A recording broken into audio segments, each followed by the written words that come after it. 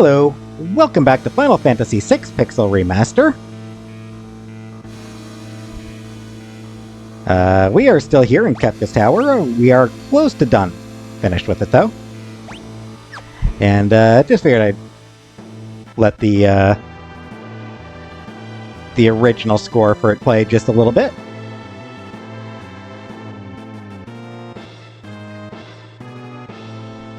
It's a good theme. It's good. It's very heavy. I dig the theme for Kefka's Tower.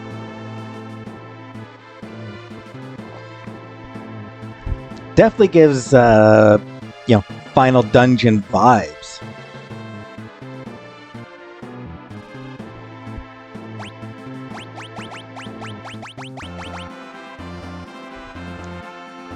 Very dramatic and everything.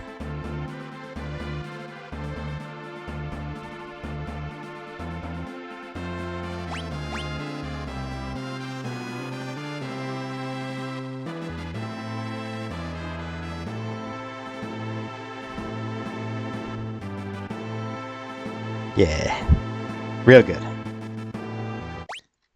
And the modern arrangement.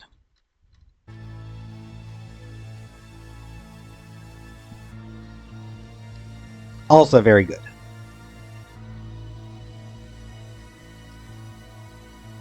Alright, so we can't go up.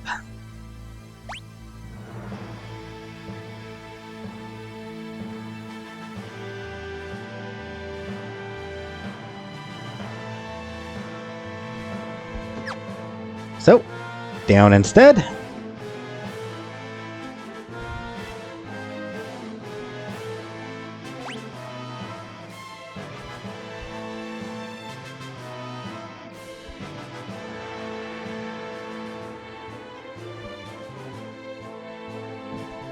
Actually, missed something. I don't really feel like that.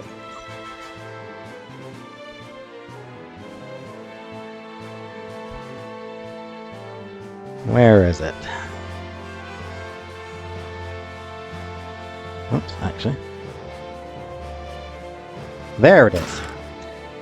Final treasure chest, a ribbon.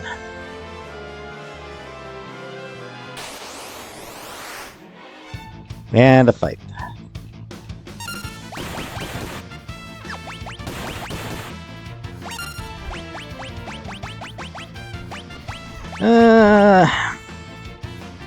Lazara U. Fyra U.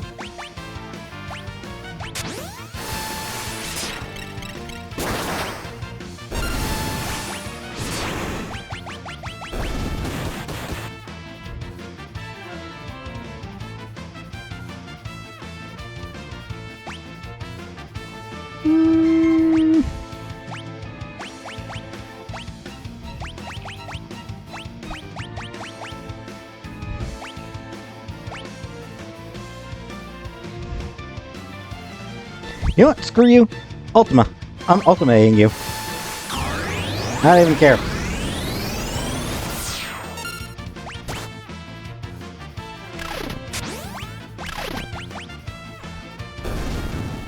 Perfect. And realm leveled up. And legendary treasure hunter achievement for getting all the treasure chests. 100% of the treasure.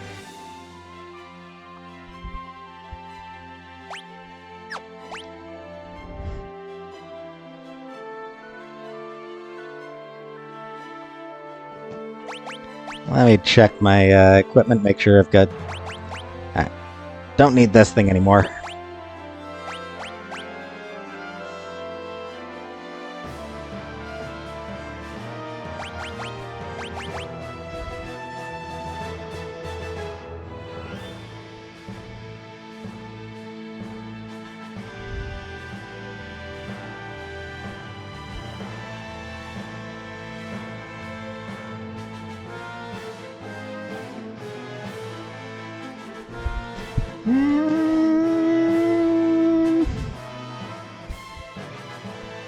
You know what?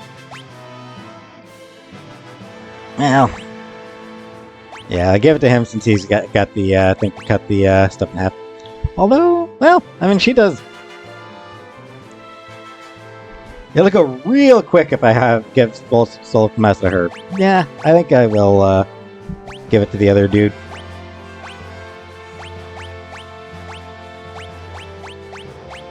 Her. Sure, an earring.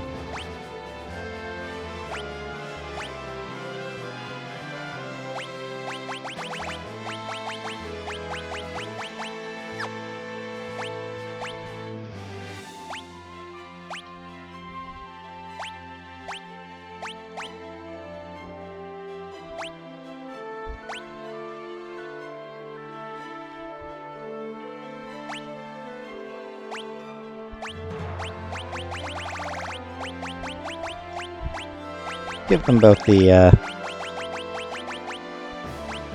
flame shield for this fight. Never mind. She does have it. Oh yeah, she got all my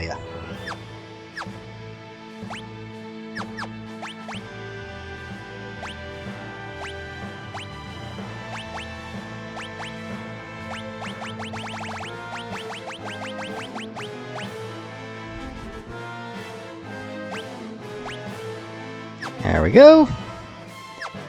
That should be good.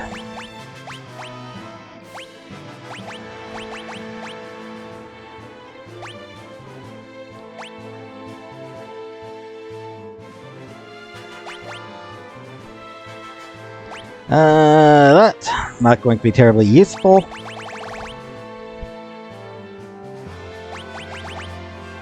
Give her back her memento ring, just...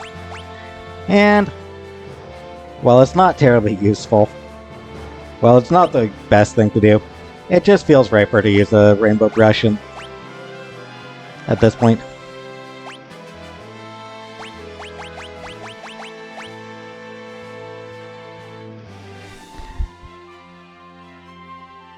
Not like she needs it.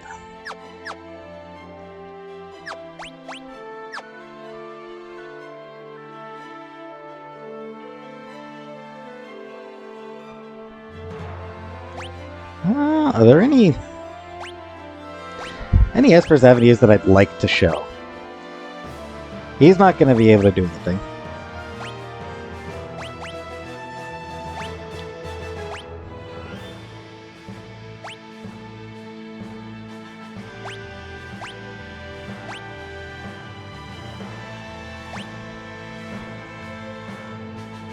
Honestly, I don't think I really care that much about any of the things.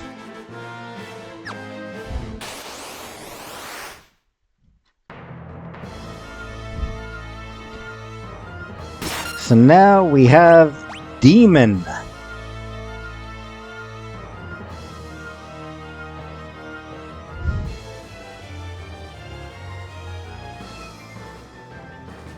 Which is a good time to talk about this. So, in the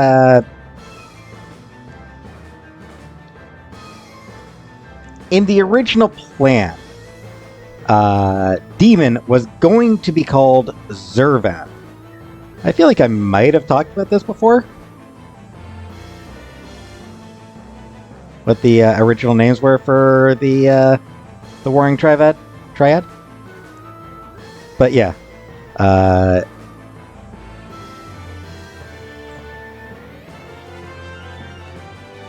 It was going to be called Zervan. Which comes from Zervanism. Which was a offshoot of Zoroastrianism.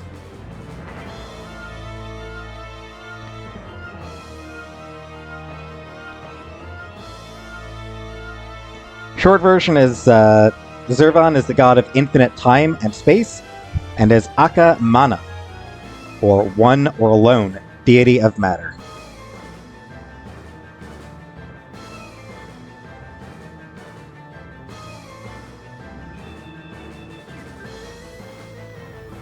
According to Wikipedia, portrayed as a transcendental and neutral god without passion, one for whom there was no distinction between good and evil.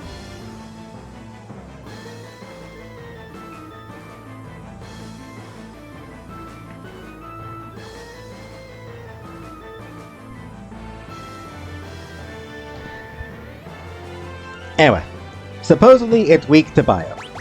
Thing is, bio isn't gonna do a whole lot.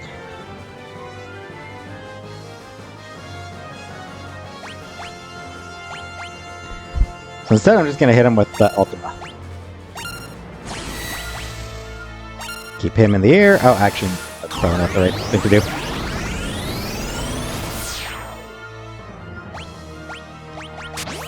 Just don't use fire against it.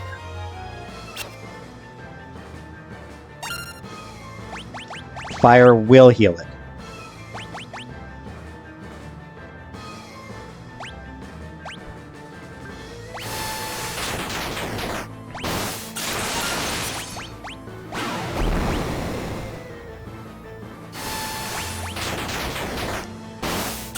And if you have an fire shield equipped, it'll also heal whoever has it equipped.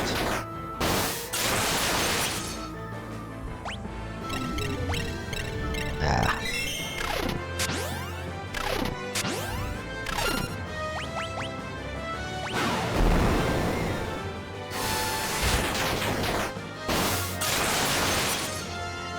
Shouldn't last too long. And man, Strago really could have used more magic strength.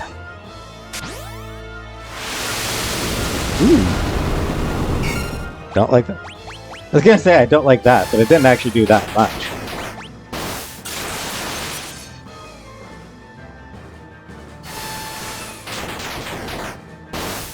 Yeah. He'll be done soon. Thank you. Though I wish you would have hit Realm instead. She needs it more. There you go. Quick and easy.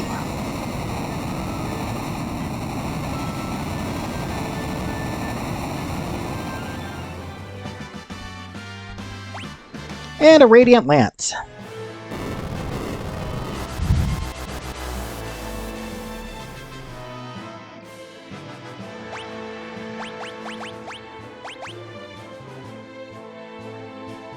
A mighty spear that glows with an inner light.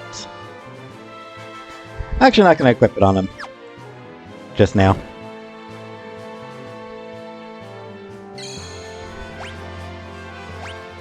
And another chance to replenish. Always good to take rests where you can.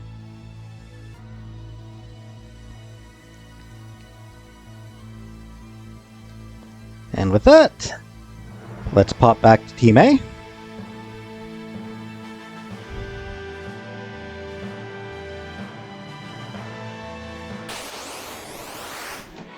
Boo!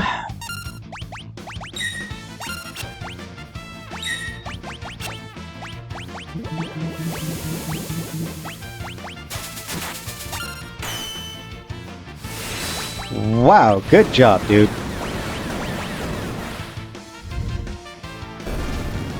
Killed your own party member. Woo! Good work.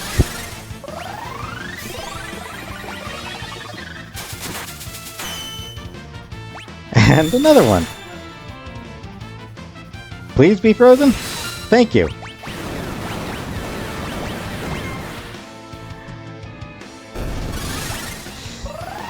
Okay, so I should give him a ribbon.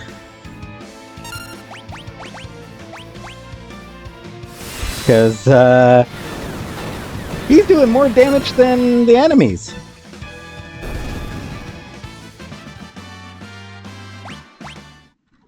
Oh, and whoops, before I forget...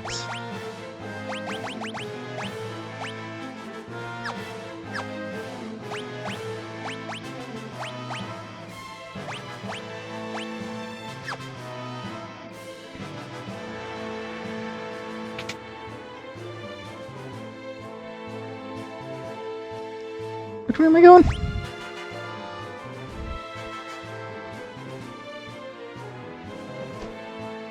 No, I was going the right way.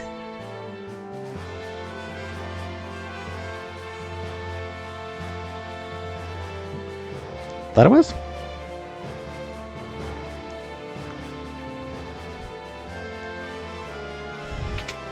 What am I missing?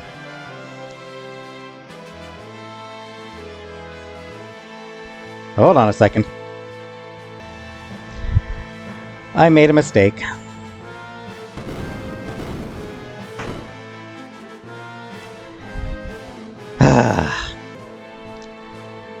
Here we go. That is where I messed up. Okay, camera's back on.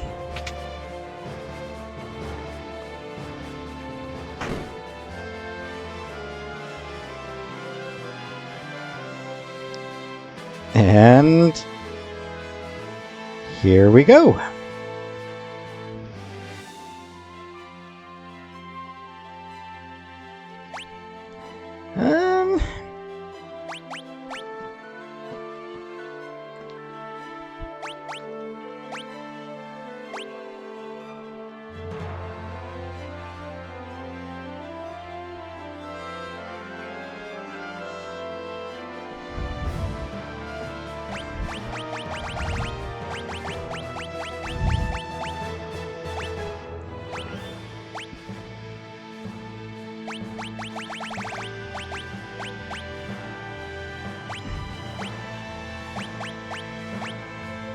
Yeah, this'll do.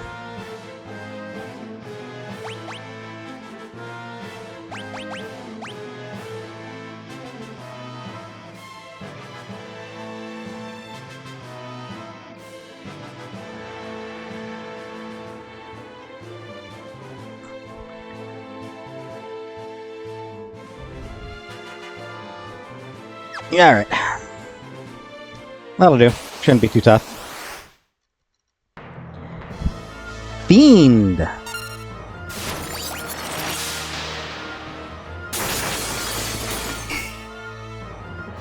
So yeah, Sabin's the only one who I need to worry about here. So Fiend, his original name was going to be, and I say original name, I want to stress that these names did not appear in the actual game. This is just names given for concept art, actually.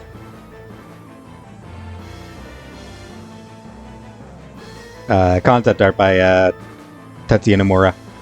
He gave the enemies these certain names. Fiend, the name for that one was Sephiroth.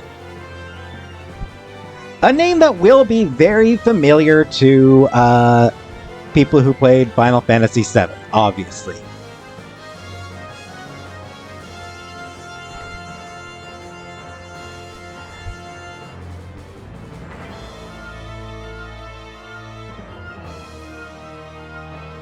And,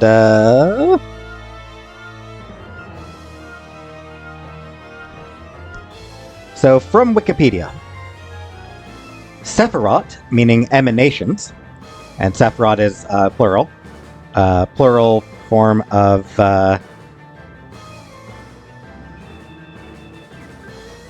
Sephira. Sephiroth is the plural form of Sephira. Emanation means emanations. The 10 attributes or emanations in Kabbalah, through which Ein Sof, infinite space, reveals itself and continuously creates both the physical realm and the Seder Hishtalshlut, chain descent of the metaphysical four worlds. Hebrew mythology. I think I mentioned that it was from Hebrew.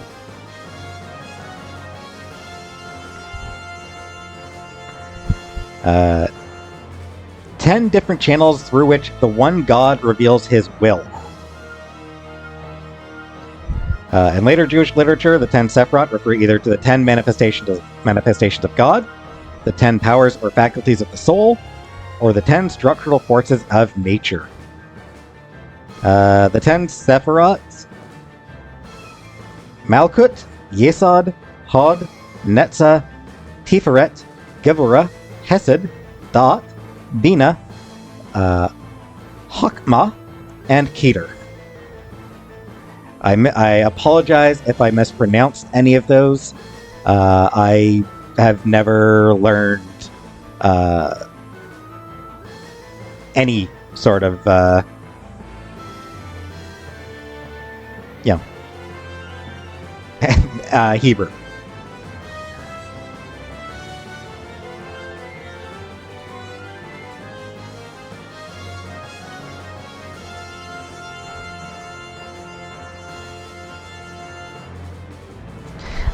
One other thing.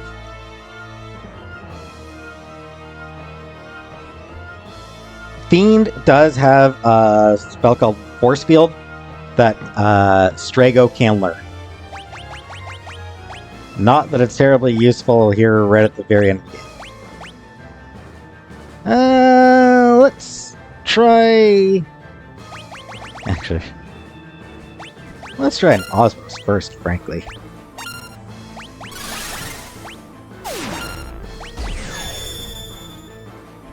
Perfect, perfect.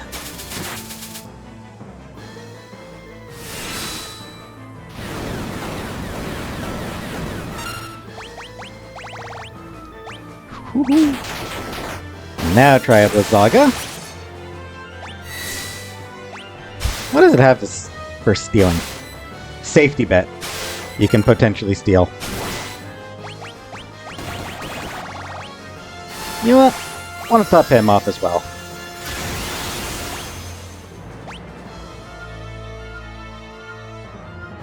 Fiend's aura is trembling terribly.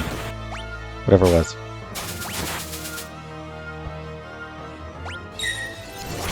Northern Cross.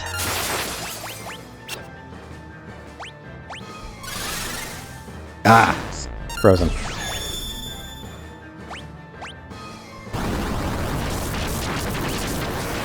Yeah, so Strago can learn that. Now immune to water. Not what I was using anyway.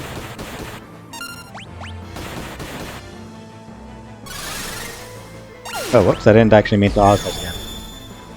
I meant to use Tempest.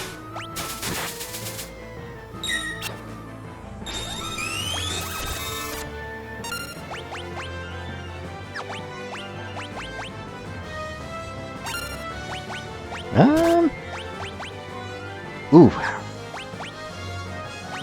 And me without a rise.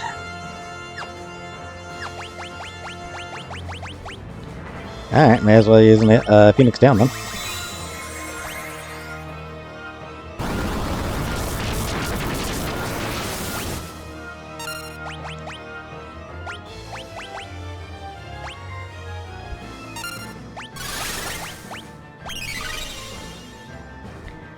This would be so much easier if these two would just, like, unfreeze. Thank you.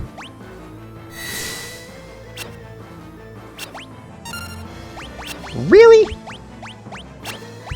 Really? Ah. Didn't mean to do that.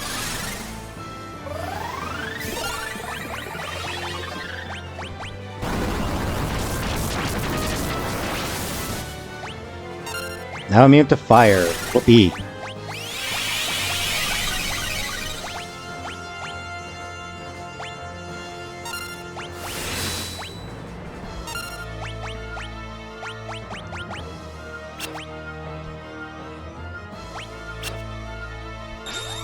Force field, maybe?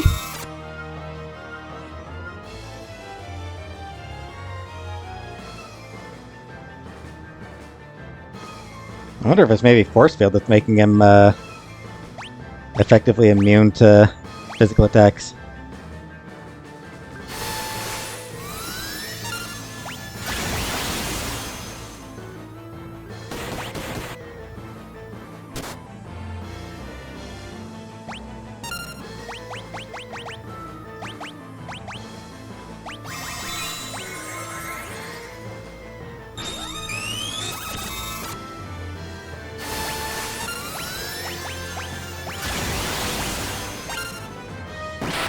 There we go.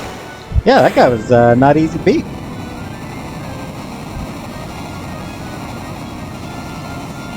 That guy was deceptively tough.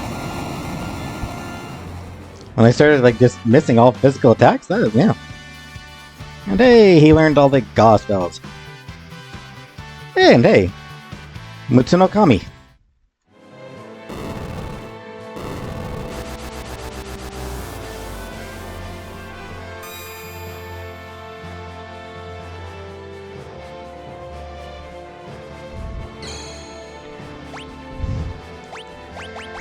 Alright, so obviously...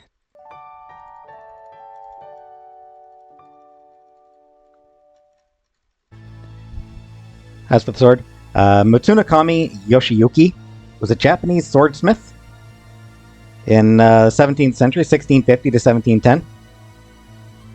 His blade was made famous after Sakamoto Ryoma was assassinated and died carrying his favorite blade forged by Yoshiyuki.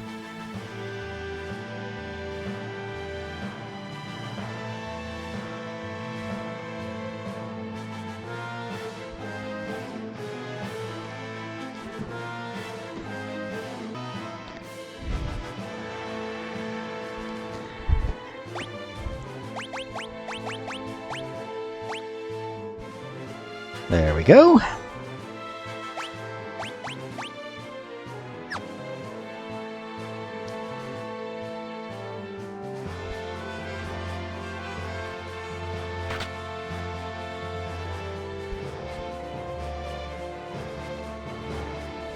Actually, gonna keep her off the switch for just a couple more moments. Alright. And I do have the charm on him, right? Yes.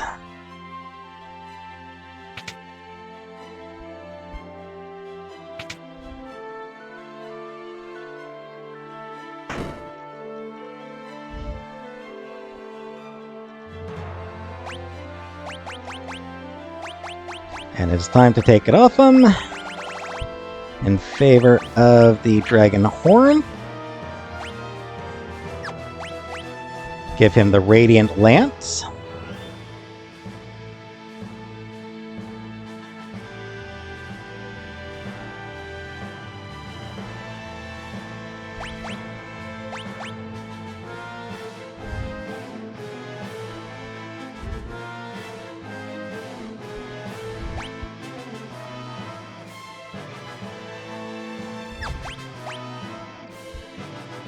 Yeah, that's fine.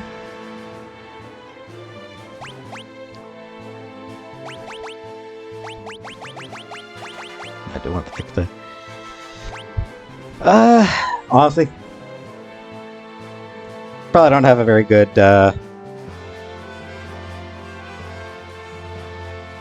equipment makeup here. But it will be fine.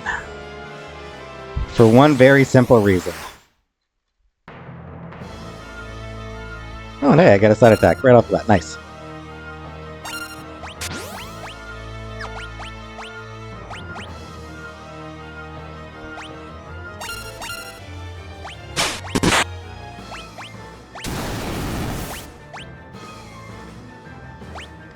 Yep. Really should have given him a shield instead of the extra sword.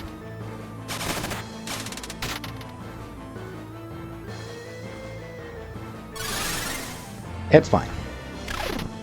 I'll be able to bring him back quickly enough.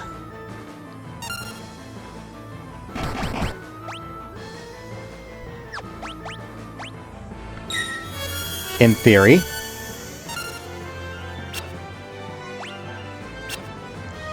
Oh, that's not good.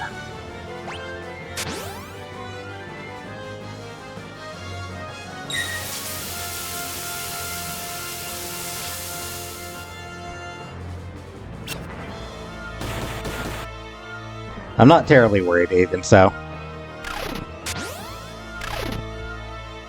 Damn. Wish he would have gotten a few more hits in. Come on, entice.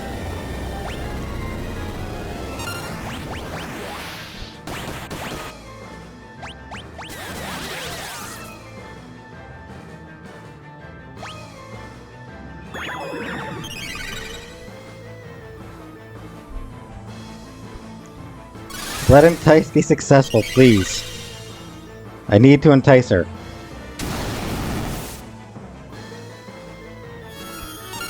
Thank you.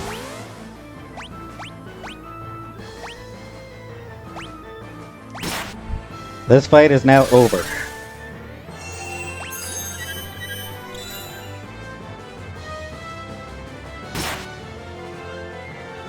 She's gonna kill herself.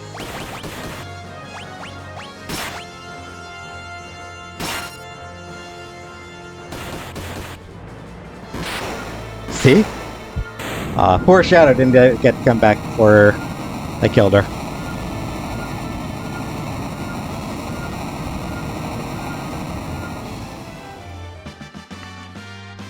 Alright. Pretty easy.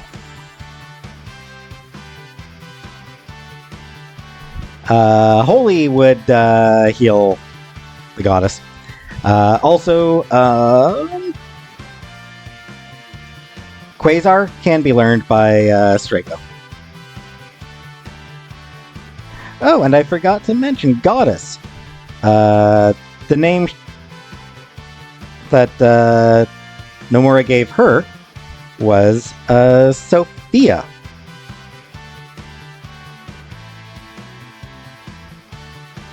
Which is definitely the least menacing of the three names. Sophia is a Greek word meaning wisdom.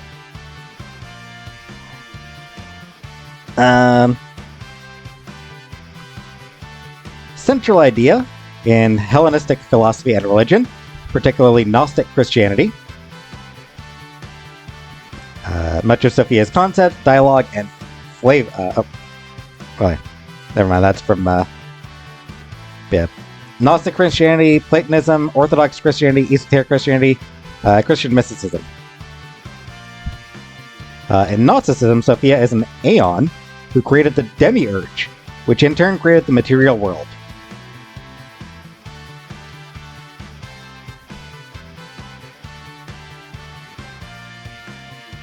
Anyway, drop this Excalibur.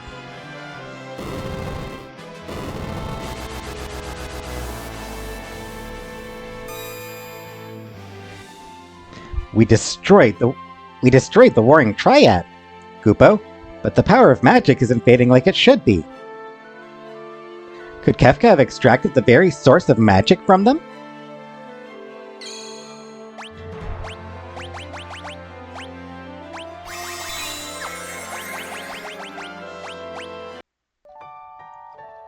All right.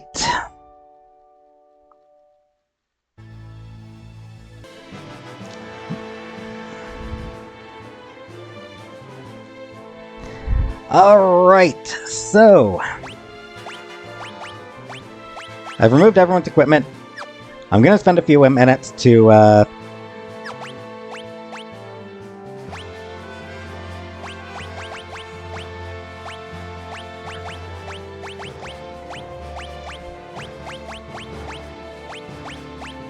suppose.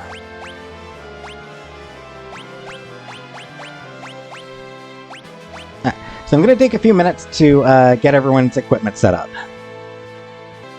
Alright.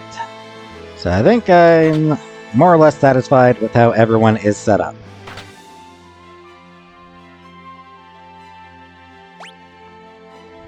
One more save.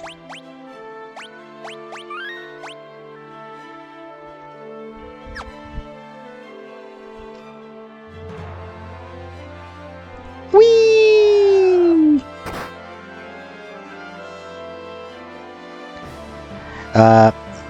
The door there takes you back to where that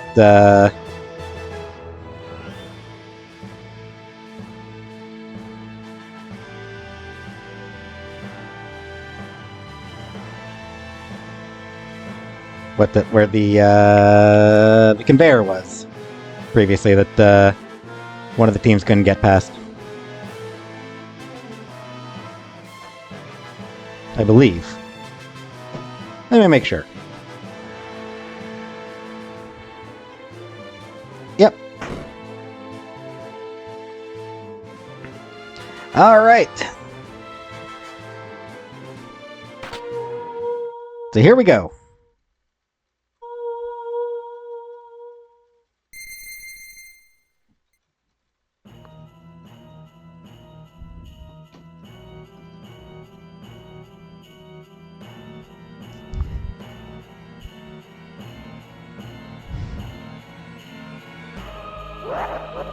Welcome, friends!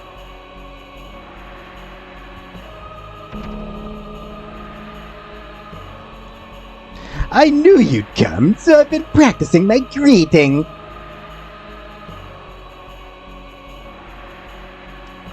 You nailed it, dude. You nailed it.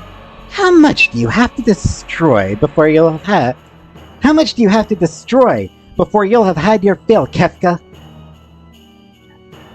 I've acquired the ultimate power. Observe. Hey, rude. Such magnificent power. You're nothing more than fleas compared to me now. Rude. Embrace your destruction. It is the fate of all things.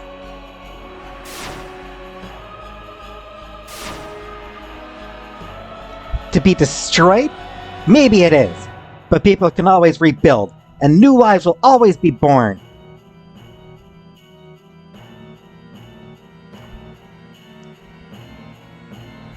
And time will destroy all those as well. Why do people insist on creating things that will inevitably be destroyed? Why do people cling to life knowing that they must die someday? Knowing that none of it will have meant anything once they do. He's the ultimate nihilist.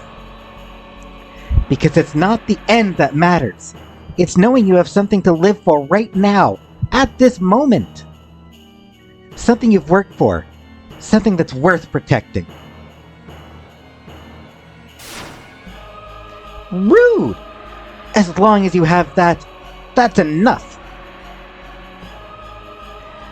And did you all find your somethings in this broken world that's dying itself? Yes.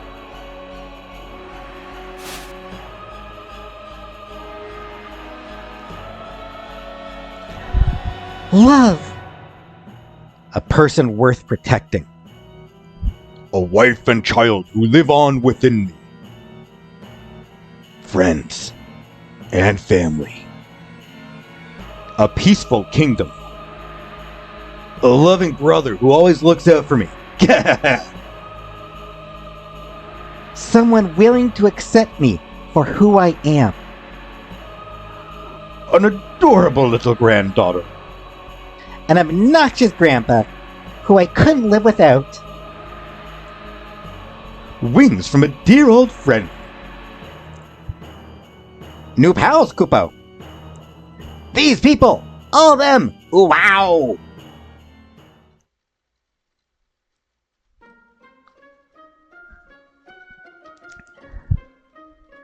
Gogo and Umaro say something as well, but it doesn't matter. Anyway.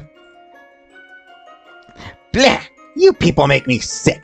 You sound like lines from a self-help book. That is a very popular line, by the way. People really like that line. But,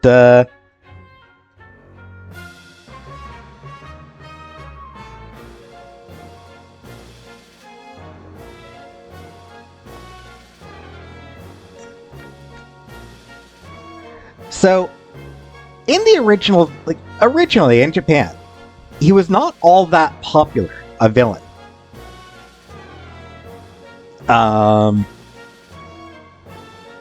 Because this sort of straw nihilist villain, not actually uncommon over there, even at that time. You know, that sort of nothing is, you know, we're all gonna die, everything's going to end, so let's destroy everything now. Wasn't terribly uncommon. Japanese were sort of fairly used to that sort of motivation. So he wasn't all that popular. Until Ted Woolsey's lines for him were brought to future Japanese versions of the game. A fair amount of his best lines come from Ted Woolsey. His localization of it. And he immediately became one of the most popular FF villains over here, right up with Sephiroth. Sephiroth came later, but yeah, he's ranked up with Sephiroth as one of the most popular Final Fantasy villains, and a lot of that does come down to the character that Woolsey gave him. Lines like this. And then when those lines were translated back into Japanese, suddenly he was a lot more entertaining. And he became a lot more popular over there as well.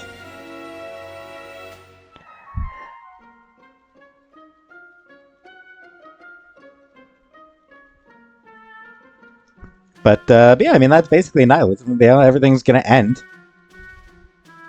So this is sort of like the two flavors of nihilism going on right now. Kefka is the extreme nihilist. Everything ends, so what's the point in anything? The rest of the team represents a more positive view of nihilism. Right now matters. Yes, the world is going to end. Yes, the universe itself will eventually come to an end. But right now matters. The people you love matter. Anyway. If that's how it's going to be, I'll snuff them all out. Every last one of your sickening, happy little reasons for living. No! Kefka, stop!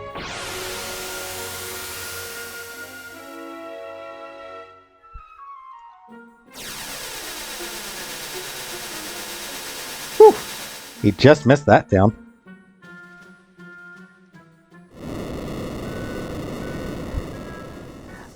I wield the greatest power in existence!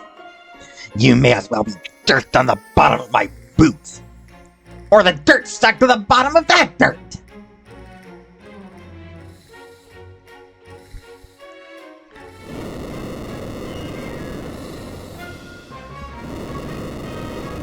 So yeah, that's kind of the great tragedy of Kefka, is he could not come to terms with meaninglessness. You know, he could not come to terms with the idea that everything ends. That is the great tragedy of Kefka. I'll destroy everything! I'll create my own empire of death!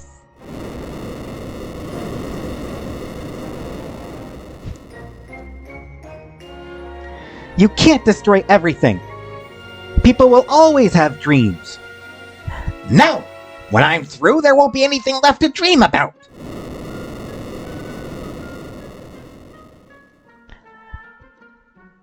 We won't let you hurt any more people. Kupo. Hehehe. But what fun is destruction if no precious lives are lost?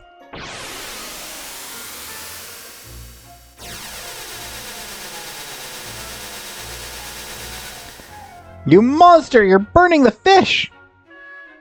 You're killing all the fish, you jerk!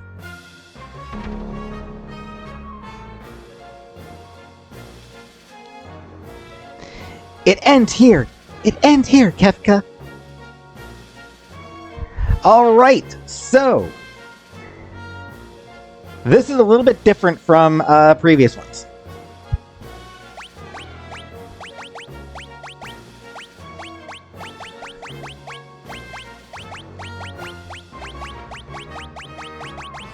So this will be my starting lineup. Celes, Terra, Edgar, Sabin.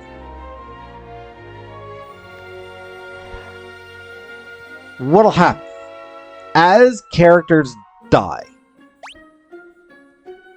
they will be replaced with other characters in order.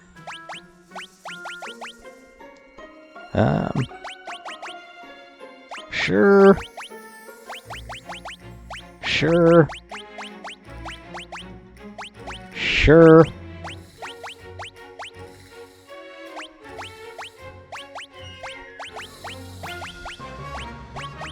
Actually, yeah.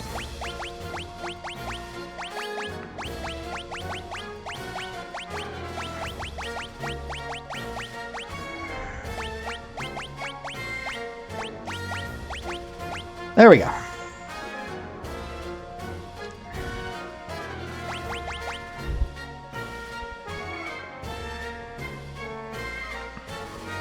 Yeah, that looks like it should be good. One more moment. Alright, so let's do this.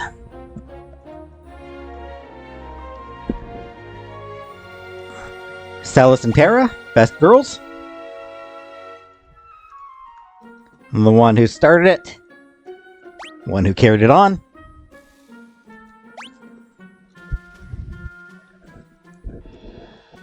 Edgar, actually kind of slightly less useful than he was early on.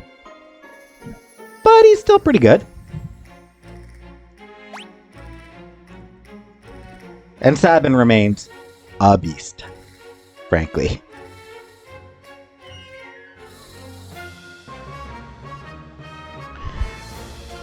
Got us pretty far down the pecking order. Rafflesia will work for a lot of the upcoming battle.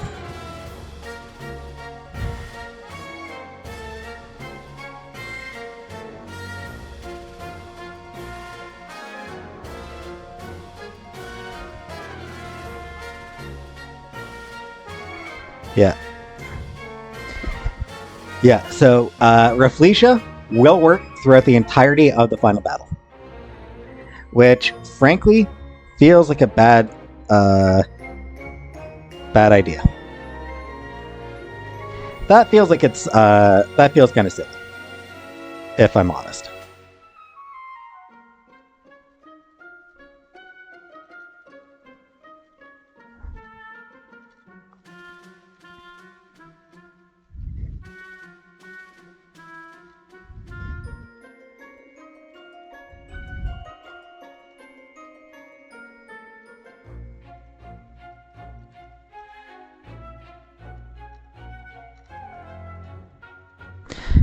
Alright, let's get into it.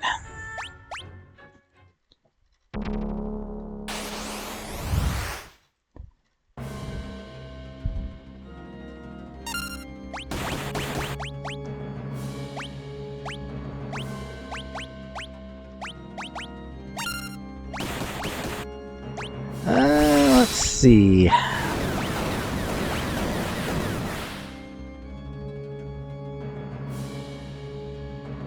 So yeah, Statue of the Gods.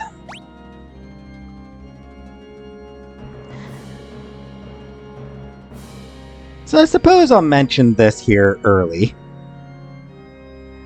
The final battle seems to be inspired by the Divine Comedy. To start with, here we are in Inferno. Statue of the Gods is sticking out of the ground, similar to Inferno, where Satan is trapped in the ice. So, that first.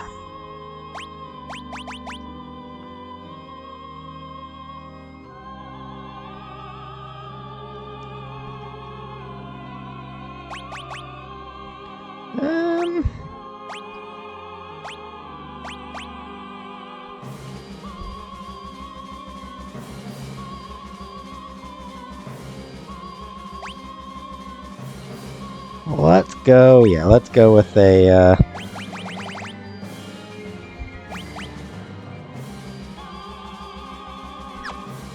actually, before I even do that, let's start with Float, because it can do an attack that, really, really hurts.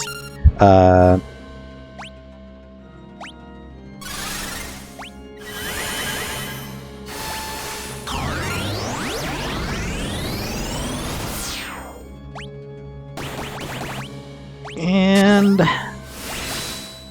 yep, Ultima.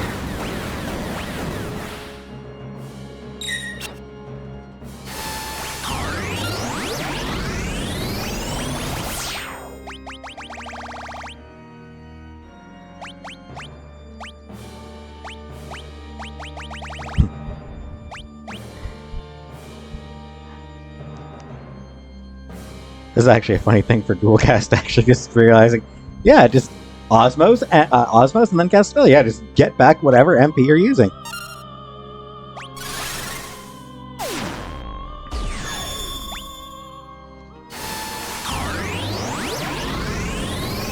Alright. Shouldn't be too much left of it. Good, good, good, good. Yeah, there you go. So yeah, if C is the last part remaining, and here we are moving up. Here we move up to Purgatory, the suffering between heaven and hell.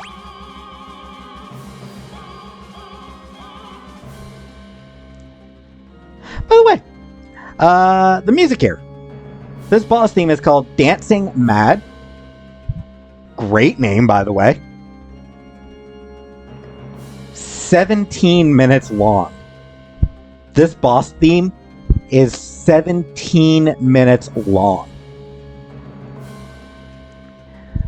It has been compared. I saw it compared to Michelangelo painting the Sistine Chapel with crayons, because it's an absolute masterpiece.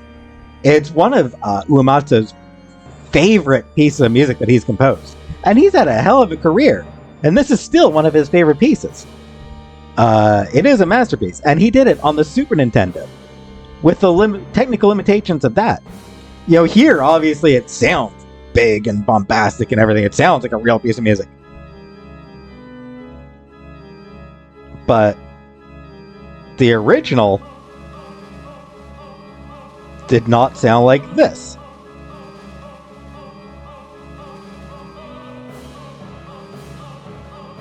And yes, at this point, if anyone in the party is dead at this point, they will be replaced by the next character in the list.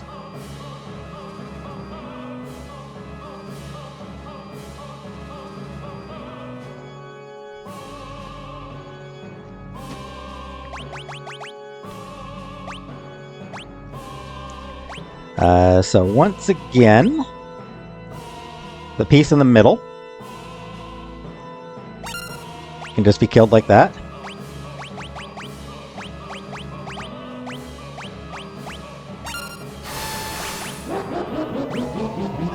Let's see. What should I do? What should I do?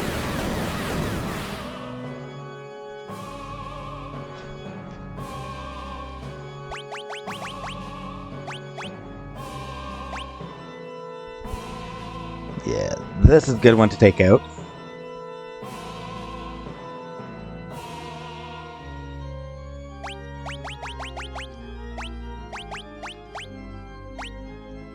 It'll probably take some hits.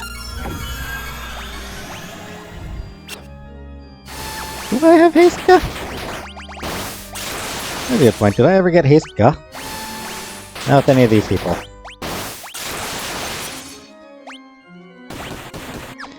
In that case, jump.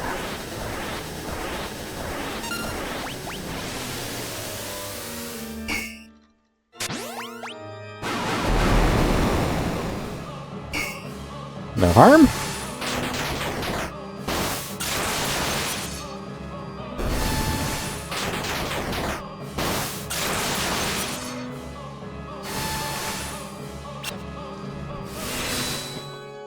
Oh, whoops, there's something I should have done pretty quickly before.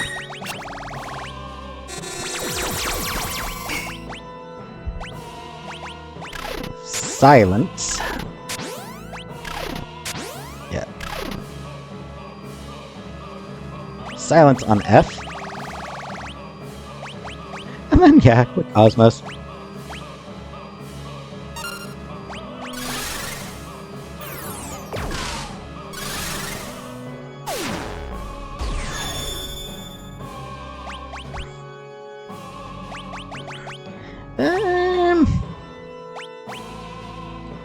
Yeah, screw it, Ultima.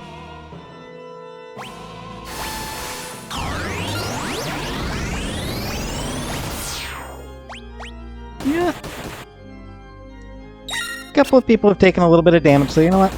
Let's just heal up a bit.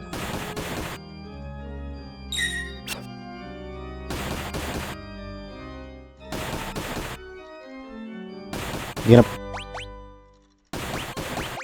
What the... Jesus.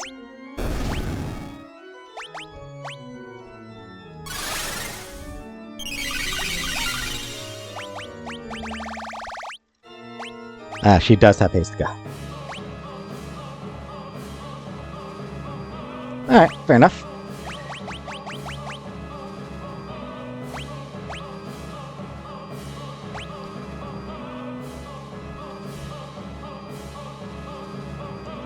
Part F is weak to earth magic, but...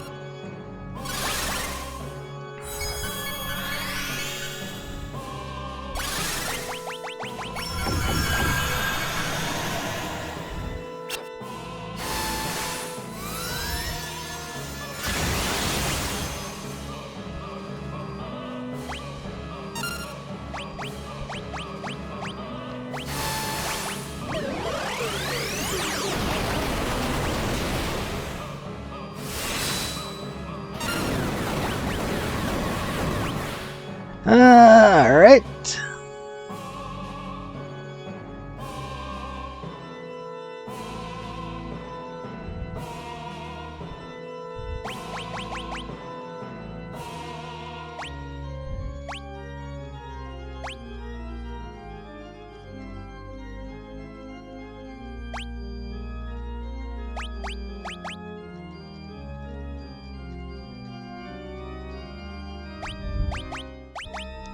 Now let's just throw a Thundaga.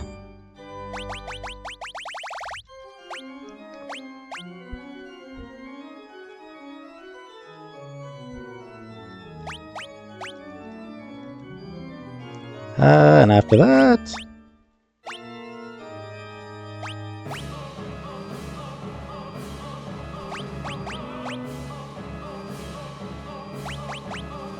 anything else that...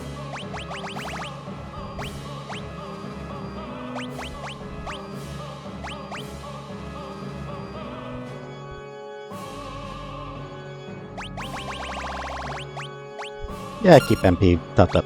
And have him jump. Perfect, perfect.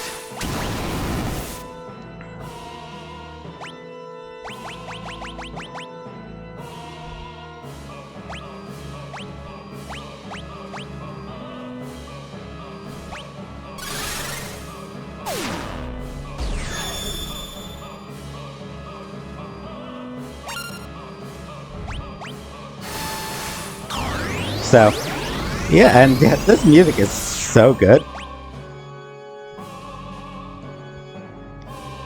You done yet? I think it is.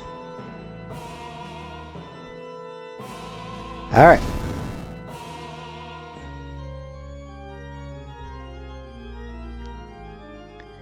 So, we move from Purgatory up to Paradise.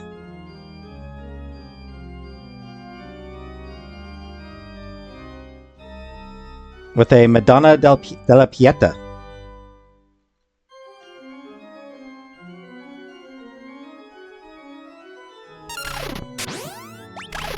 That's actually really good timing. Oh, actually, no, that wasn't the...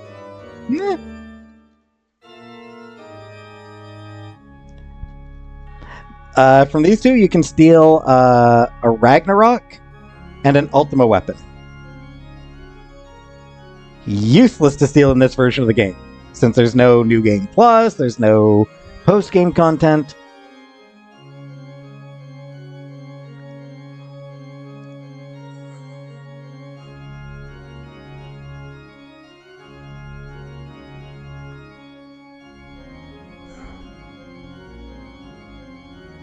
And,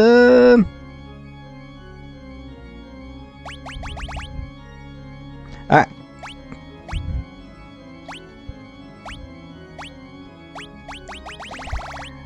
And now I'm just gonna hit her with, all my best attacks.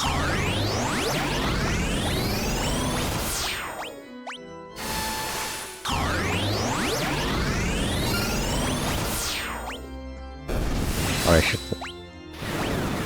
8, and I... Whew. Wow. That one didn't last long. Ooh. Okay. I was expecting it to do more damage to more people.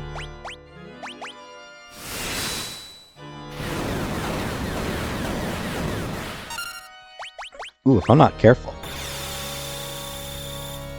Repose. Hey now. Oh, that's bad.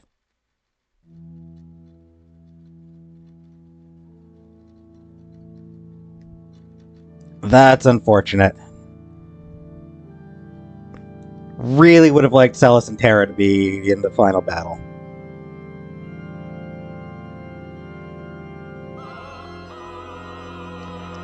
But yeah, here's Kefka. So now we move on to meet with God.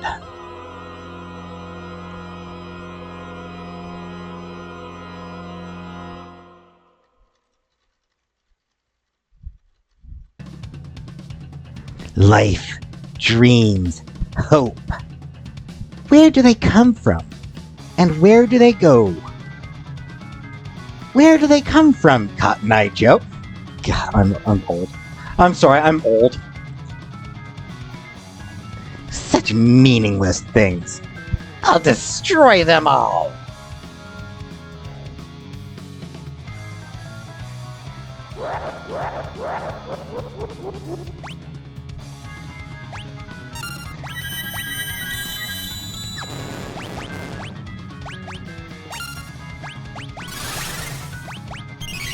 Alright, first things first, yeah, just get everyone back up to full health. And get him in the air.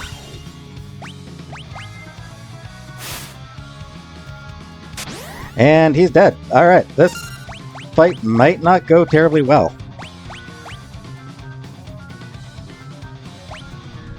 Not gonna lie, I'm worried about this fight.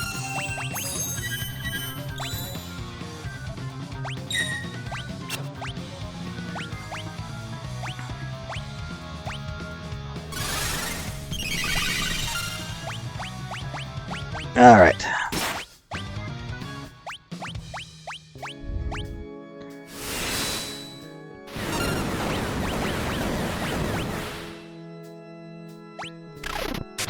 Shouldn't be too bad.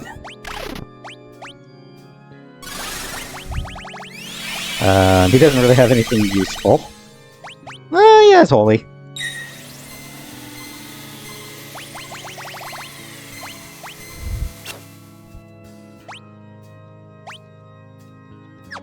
No, that's not a big deal.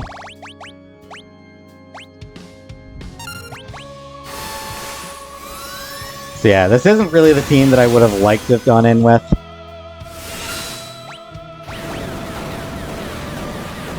But it's the team I've got.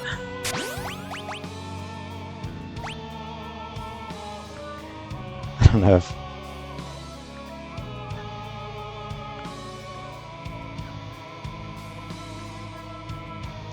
So, I'll mention here, if you have Gao in your party, he can entice Kefka, in which case that Heartless Angel attack he starts with will basically kill him. Put him down to single-digit health, to 1 HP. In which case the next hit kills him.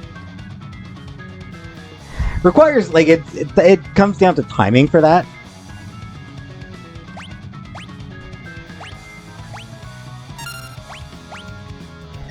No. You can also steal a Mega Elixir from him.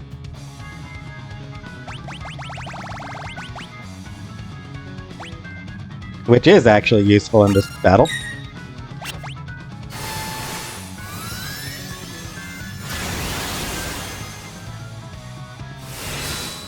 And yeah, Lock is unfortunately not going to be terribly useful here. The end draws near.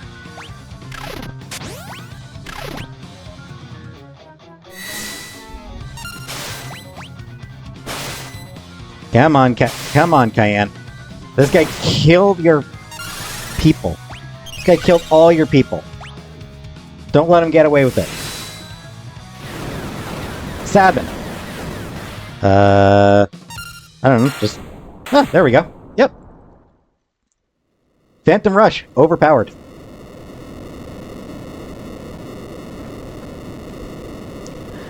I had poor luck. I got unlucky near the at one point, near like in that at the end of that one fight, portion of the fight.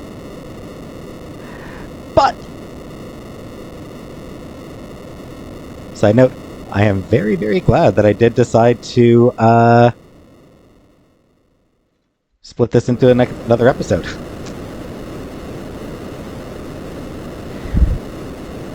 The tower's collapsing. There's no time to lose. Come on, the airship's just up ahead. Come on, the airship's just up ahead. Come on, everybody. We can make it if we work together. Terra, what's wrong?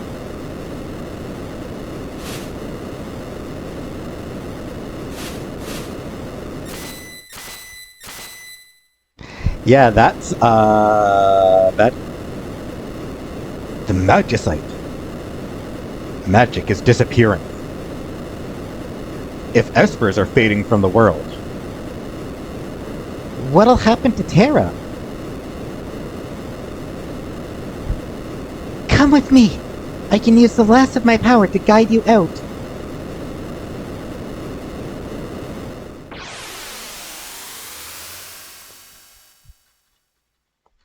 And this is a very good, cool exit. And very nice ending music.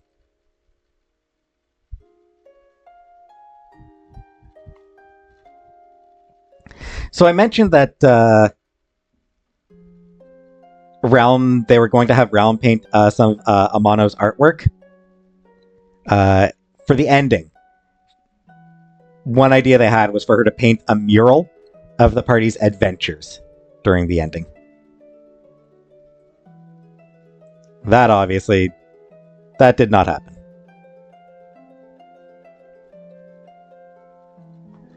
Instead, we get... Ah, there we go. Cayenne as Cayenne Garamonde.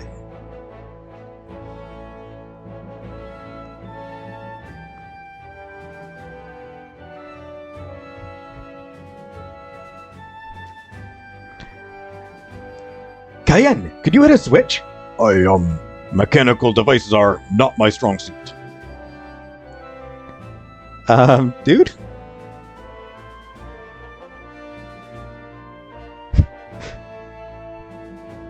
Aha! I do believe I am getting better, though. Sure, dude. Sure. Edgar is not convinced. Setzer as Setzer Gabbiani.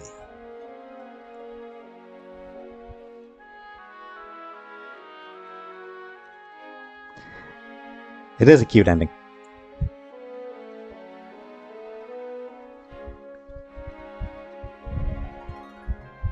Wait!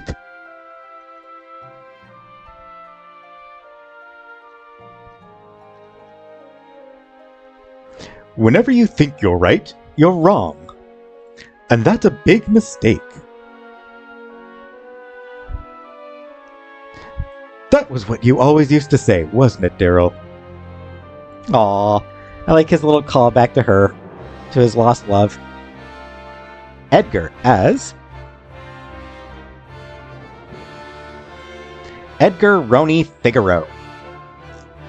And Sabin as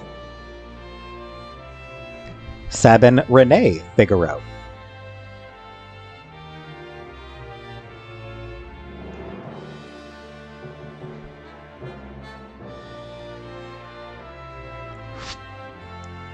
It's not like I wanted to dump all that responsibility on you. I knew you'd look out for the kingdom. I wanted to be able to look out for you. That's why I went off to become stronger.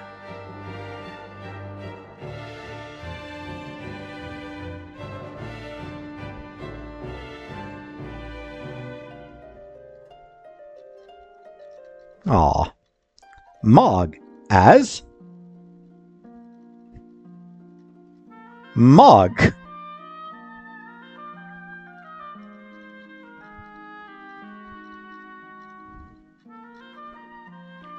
Whee! Or not. Help me, Kupo! You have wings.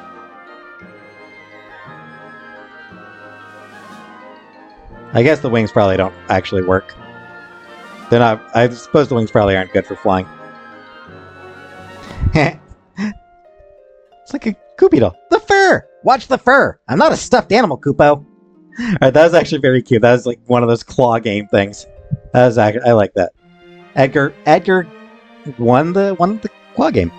Umaro as Umaro. Imagine that.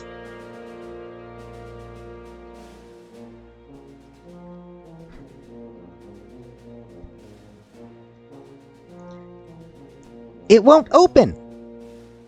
If only there was a big Yeti to bring. Ooga!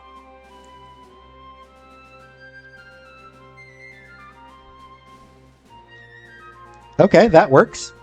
You could have done the door as well, but Ooga!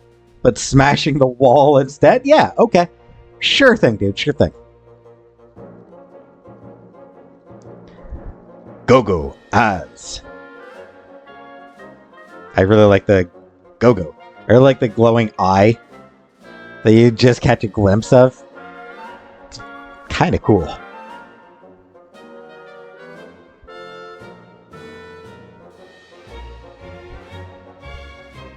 Both buttons have to be pressed at the same time in exactly the same way. Go-Go! Mimic Celeste!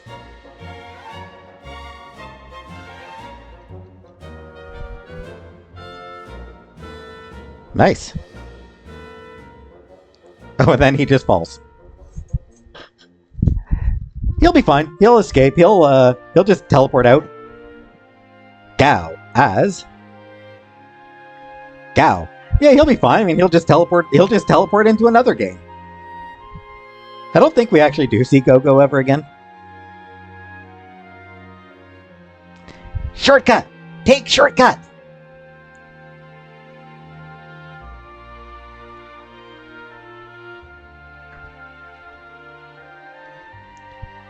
I don't know how much of a shortcut that is. I don't know how safe that shortcut was. Shortcut! Take shortcut!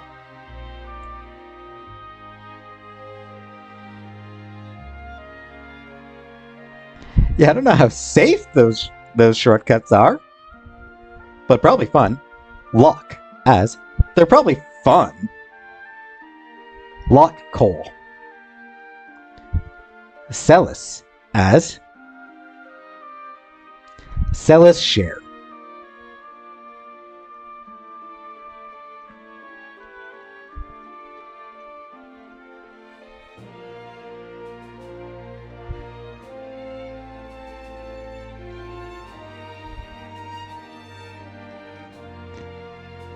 Come on! This place is breaking apart!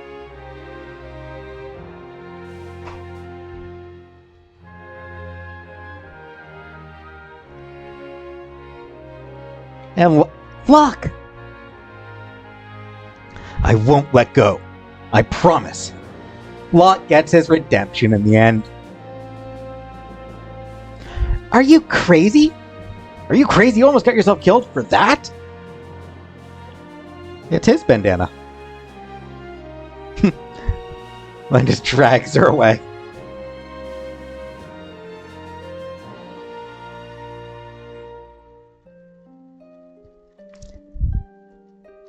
Tara as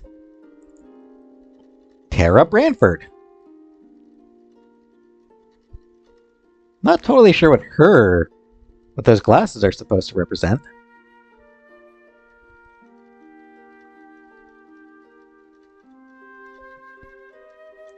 That's Father?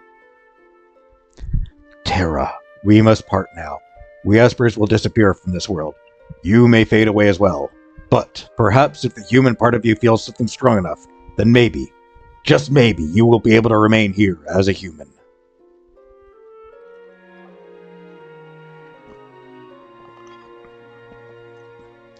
Poor Tara lost her dad.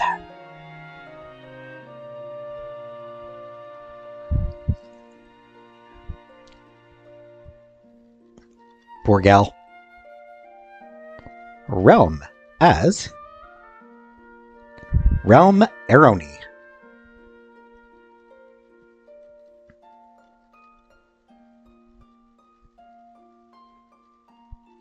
Whee! Who doesn't want to go down a conveyor belt? Grandpa, you can't give up yet. Sorry, dear. Any more whining out of you and I'll paint your picture. Oh no! Anything but that! But, you know, someday I really would like to paint your portrait. On canvas, I mean. Oh, Realm, look what you've done. You've made me go all misty-eyed. I missed it. Read too slowly. Made me go all misty-eyed. Blah, blah. Shadow as... Shadow.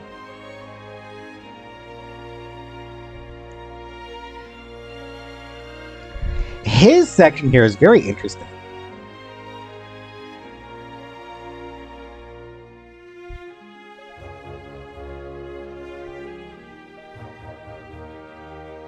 Go on, Interceptor. Get going. Yeah, you gotta protect the kid. Take care of yourself, boy.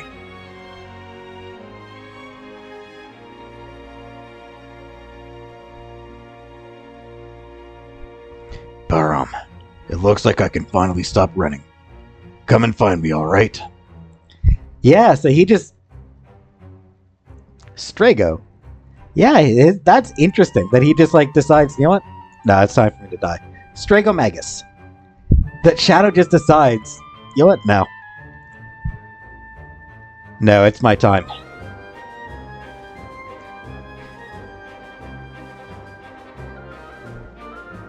Come on, Strago, you can't let yourself be shown up by a bunch of kids.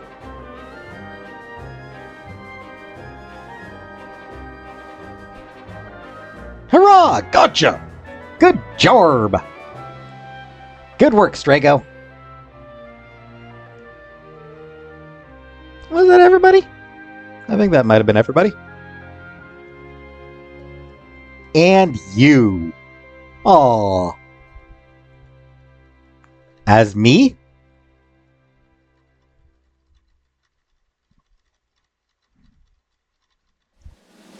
So yeah, it's fun.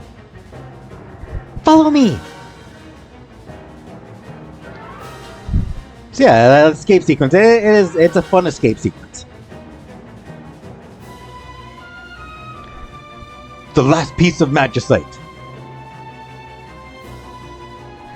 Tara, you've done enough. Your power's getting weaker.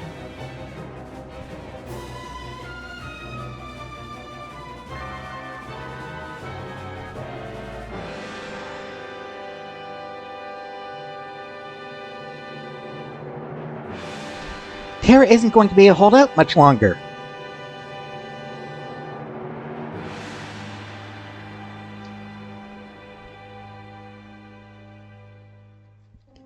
Dive! Dive! Ooh, rainbow, and everything looks very nice. Everything looks peaceful. Very pretty.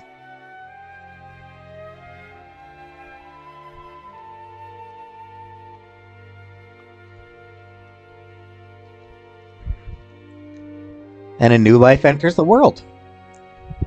Don't give up hope, Catherine. I won't either.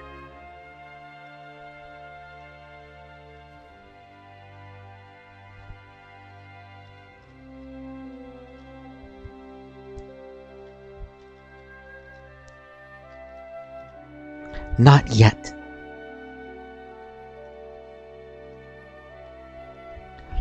Not yet? Tara?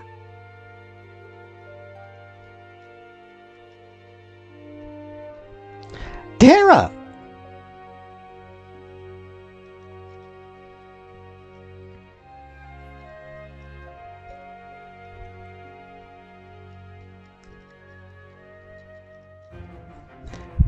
Thank you, Setzer. I told you, didn't I? She's the fastest ship in the world.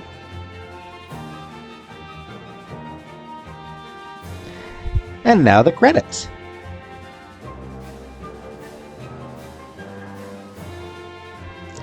So yeah, great game.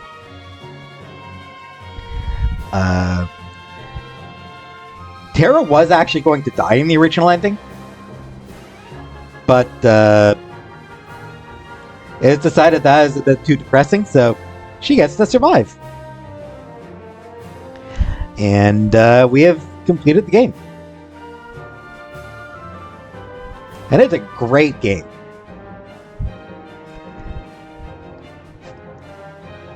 Like, a lot of really cool characters.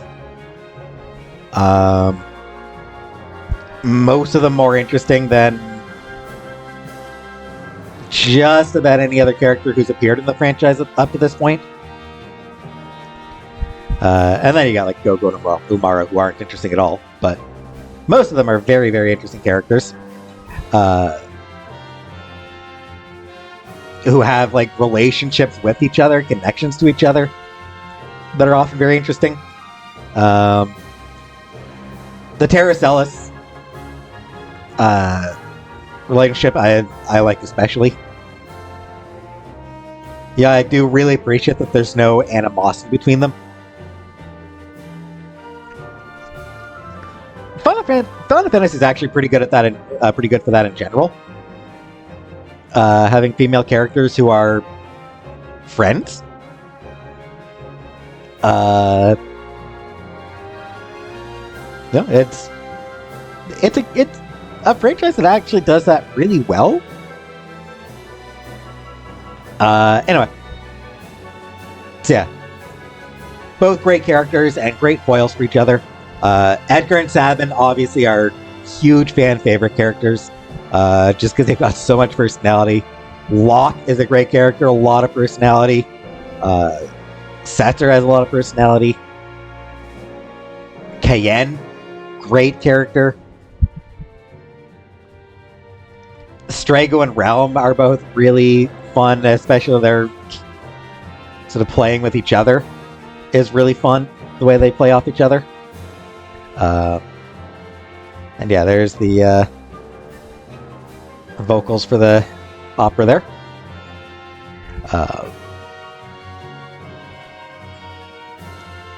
Yeah, great characters. And a really compelling story, a very interesting story. It is the first time in the franchise that the villain wins.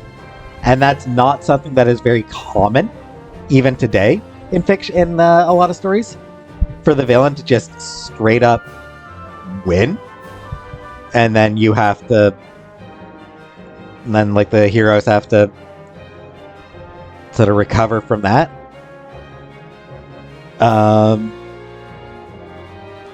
So that, like, for the time, that was a phenomenal twist. And it still works. Even knowing it's coming, it really works. That whole scene of, like, Kefka just seizing power. It's so good, so well done. Really ups the tension in a huge way. The World of Ruin could be better. Because it was a last-minute addition. I mean, sort of last-minute. Because it was added after they had basically finished the game. It didn't really get the attention and development time that it deserved. It was still good. But a lot of it did feel a little bit disjointed. World Ruin did feel a little bit disjointed at times. Would have been really, really nice. They didn't have the resources for it, but it would have been really, really nice if the characters you had with you affected scenes with characters that you're recruiting. You know, bringing Sabin along when you go after Edgar should have changed that. Having Celis there when you go to recruit log. Would have been nice if that scene changed. Things like that. It would have been a really nice touch. But like I said, the fanfare.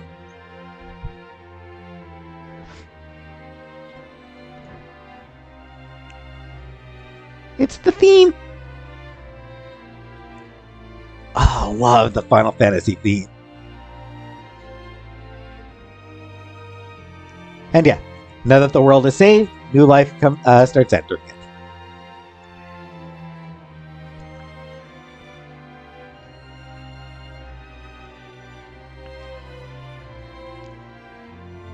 Definitely cool.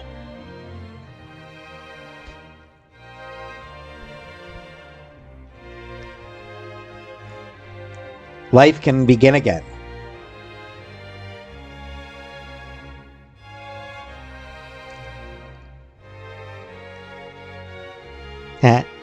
Waving to her kids. Yeah, maybe Strago and Terra can help. Ah, no, they're going back home. Strago and Realm, I meant. And hey, they're rebuilding the burnt house. Wow, they built that thing quickly.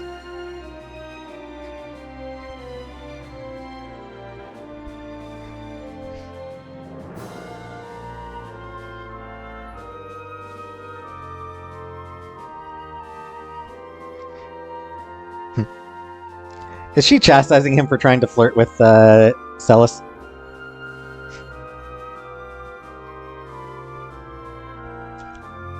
The plant is growing now. With evil defeated.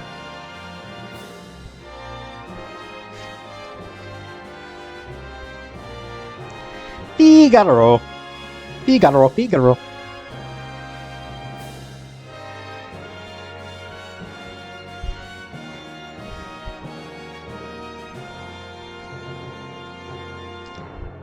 And this scene's actually really good. This is a good moment.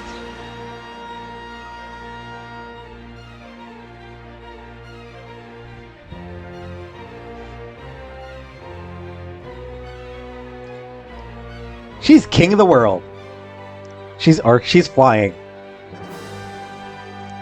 I like that bit. Just, you know,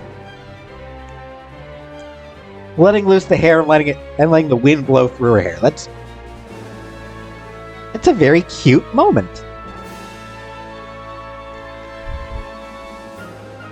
It's her feeling free for the first time in her life. Or that she can remember. Yeah, it's the first time she can remember feeling free and happy.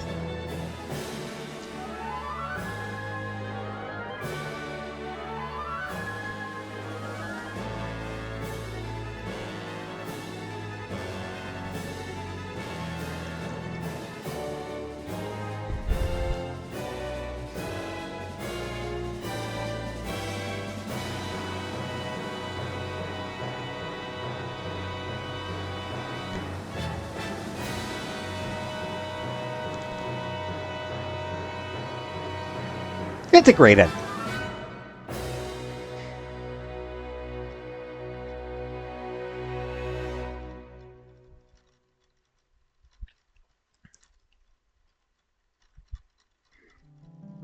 To the fans across the globe, both past and present, and to the crew who brought the originals to life, we offer our profound and heartfelt thanks.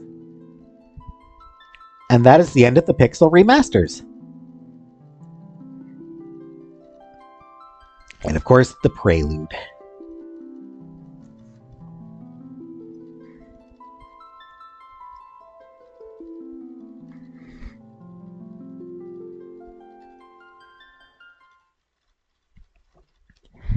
Save completed data? Sure.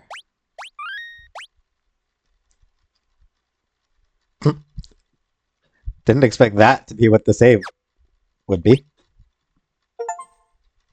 And Breath of New Life defeated Kefka and restored peace to the world. All right. Before the music player, I should do the oh, actually, yeah, bestiary. because there were a few enemies that I missed.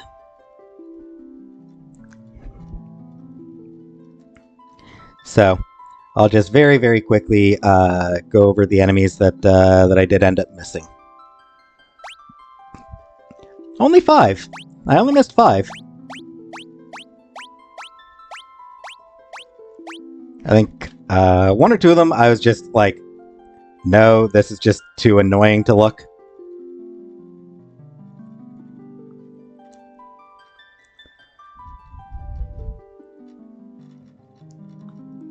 So yeah.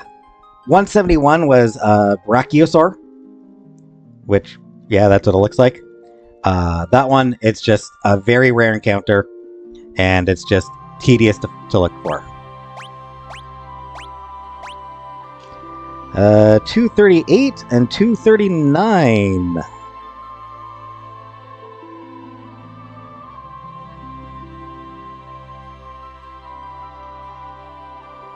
Uh, 238 is Siegfried. I did show fight against him, but I wasn't able to beat him, so... And I never would have been able to.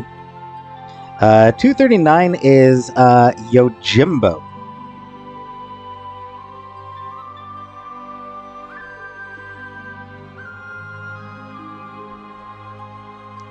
Which...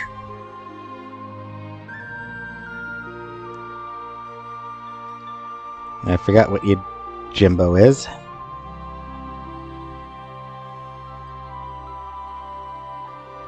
I mean, it's a ninja. It's one of those sort of samurai-looking dudes.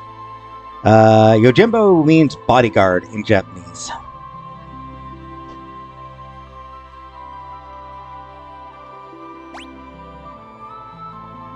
Uh, 251. Demon Knight. Which is pretty cool looking. It's got multiple arms. It's got a lot of swords. Got swords and multiple arms. I think it's got like 4 arms, sword in each hand. Oh, it might be 6 arms, actually. Regardless, they're cool looking. 256 is Junk, which is just a robot enemy. And that was it.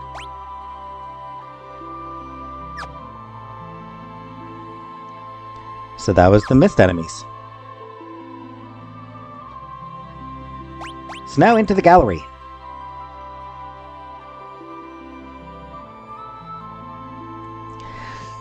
So...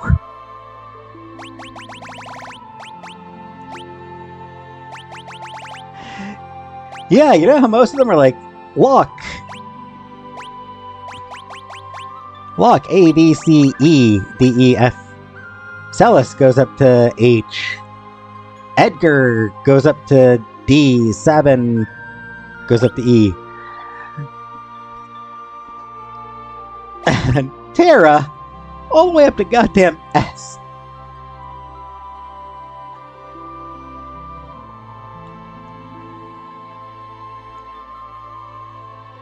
$19 pieces of art for her in the gallery.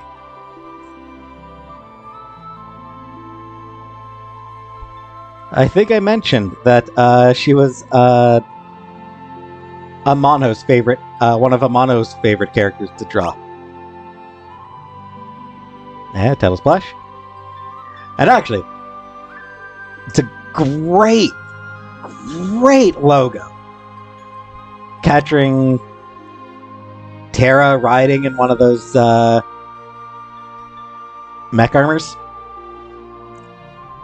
It's one of those images that tells you right off the bat that this is not the Final Fantasy that you're used to. So it's a very striking image right off the bat. The city.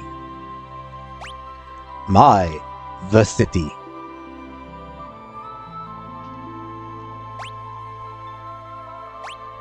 The Opera House. Magitech.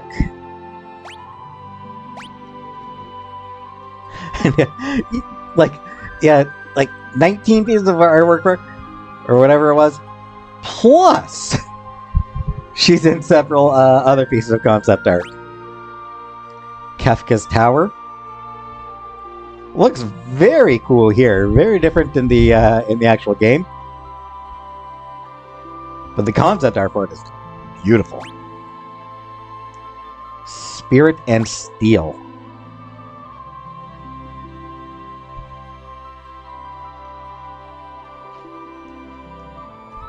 Nice. City of Magic. And yeah, Terra riding Magitech Armor A. Terra riding Magitech Armor B.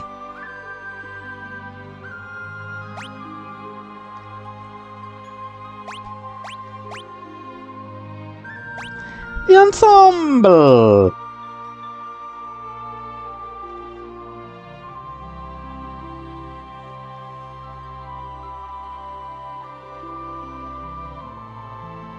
It is a great cast. Tethered Blossom. And yeah, here we get into it. Terra.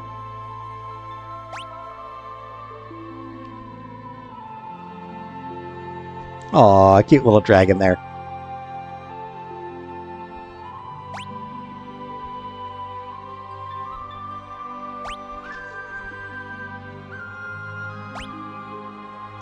So, Terra.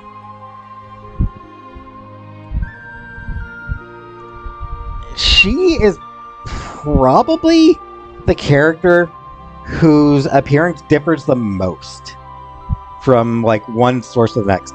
So, obviously her concept art looks like this, with blonde hair. That's crucial. Her concept art gives her blonde hair.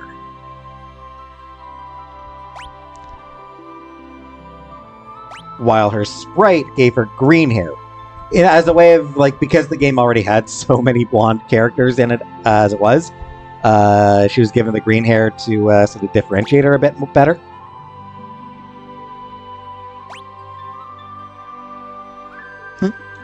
Oh, that's adorable. This one almost looks like a kid's drawing. It's adorable. Okay, yeah, that's terrifying. I can understand why the kids were scared when they saw that. Because that is actually terrifying.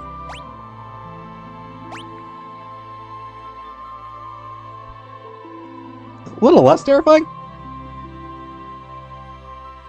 Still a bit on the creepy side, but also a little bit on the cute side there. Trance Mini.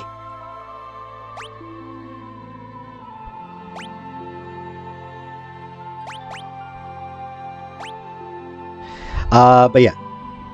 So, her concept art and sprite art are very different. And she's been depicted different ways, but in different games. In some, like, because there have been other games she's appeared in. Sometimes she has green hair, sometimes she has blonde.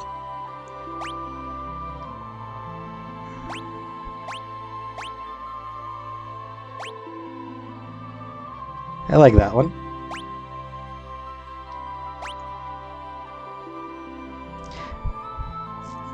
And yeah, I don't think all of these are actually drawn by Amano.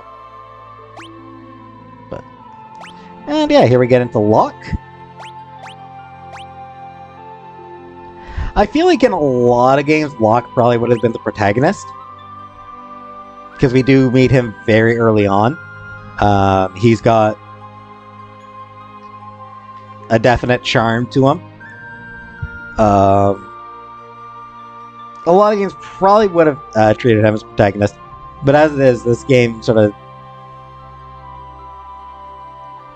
Yeah, like, he's got connections to both Terra and Celis.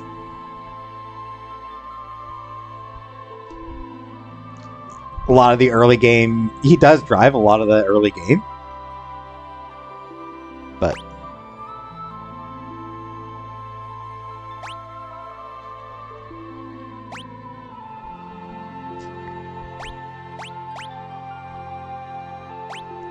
And here we get Celis. Ooh, nice. And like I said, Celis is a really good character as well. Yeah, we meet her sort of at her lowest. We meet her at what she thinks is going to be her lowest, at what we think would be her lowest. You know, she's been branded a traitor and is set to be executed because she's grown disillusioned with what her emperor has been doing. So you think that's going to be the lowest she's going to get. And then, you know, she starts growing from there. She starts learning to trust. Falls in love.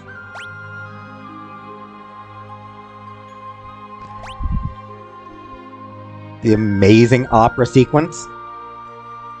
And then it gets even worse, and she falls to an even greater low. The absolute lowest you can possibly get as she tries to commit suicide. And then from there, she's the one who leads the party to save the world. She's the one who gets everyone back to... She starts getting the party back together. Yo, it's really, really... She's a great character with a great arc. Edgar! Yeah, definitely one of the best characters. Probably the best character in this game. Probably one of the best characters in the series.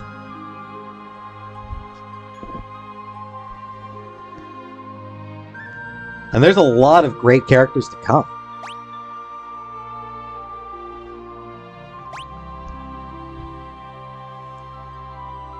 But, yeah, she's a phenomenal one. Sabin!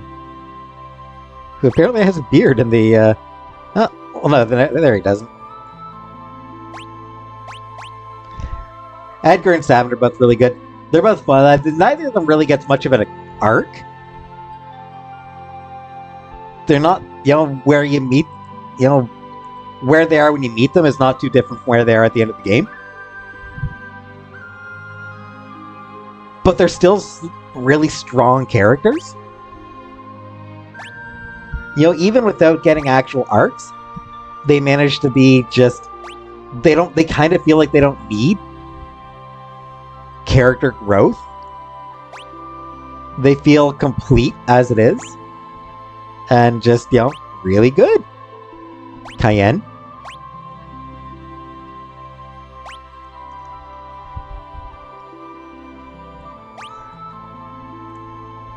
His inability to grasp machines is always fun. This one. Shadow. Shadow is cool. Shadow is just plain cool. The fact that his entire backstory takes place in dreams that you may never even see if you don't stay at inns with him in your party. So interesting. And he's got a really interesting backstory. Yo, that was a bold choice.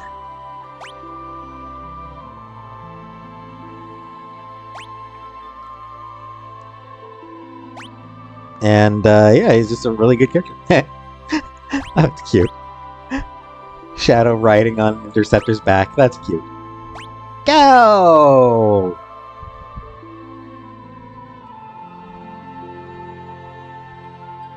Gao is game-breaking if you know how to use him. If you know which rages to use. I don't like him as a character.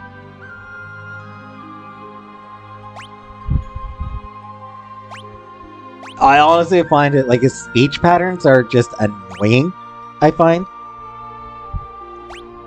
So I do not like him as a character. Setzer! Setzer's fun. Again, one of, like, a fairly notable part of his backstory is in a completely missable scene, which is interesting. Though obviously when you go to get the blackjack, you get a lot of his backstory there.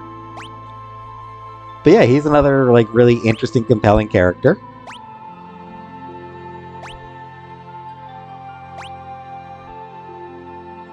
Strago.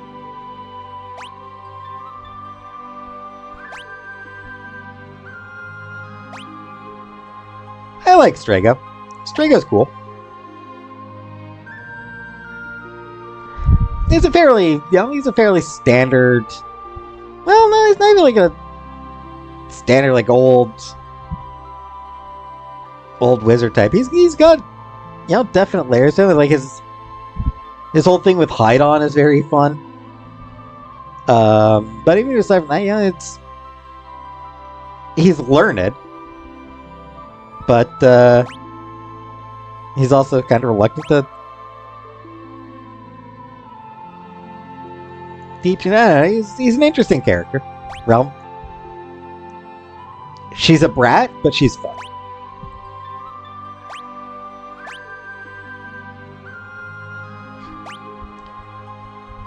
For as much as she is a brat, she is genuinely really fun and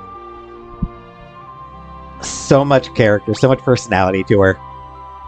Mog! Mog is a Moogle. Not a lot to say. There's not really a whole lot that you can say about Mog. He's fun for what he is. I like him well enough.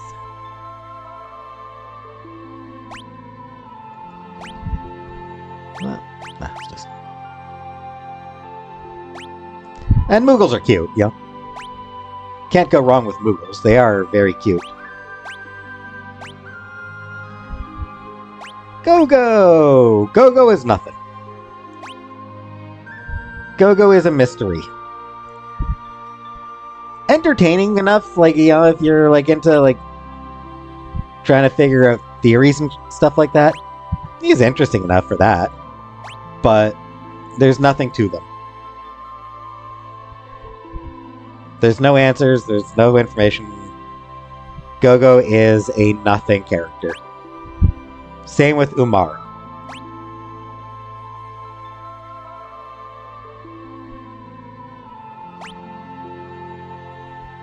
Though this concept art makes Umaro look badass.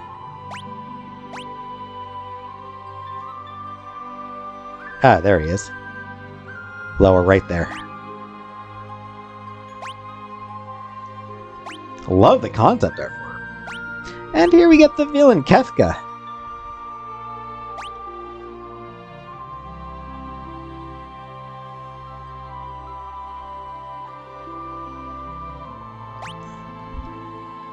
Kefka kind of takes after the Emperor from Final Fantasy II in being an antagonist who is a person rather than being just a force that needs to be fought. Every other Final Fantasy after this point, 1, 3, even 4, and 5, you weren't fighting the final boss wasn't an individual, it was a force. It was chaos. It was the darkness. It was hate. Kefka was an actual character. He was an actual person that you could absolutely hate, but also kind of love because he was really entertaining. He's a really fun villain. Got some great lines. That laugh is terrifying. Kefka's great. Emperor Gestal was actually a really good antagonist for as long as he's loved. Because, when you meet him, he acts as though, oh, I'm so sorry about what I've done. I'm ashamed. And I want peace. And it's all a lie. And that's really interesting. Leo is cool. Sid is divisive. Some people like this Sid. Some people think that he is undeserving of forgiveness for what he did. For experimenting on sentient beings.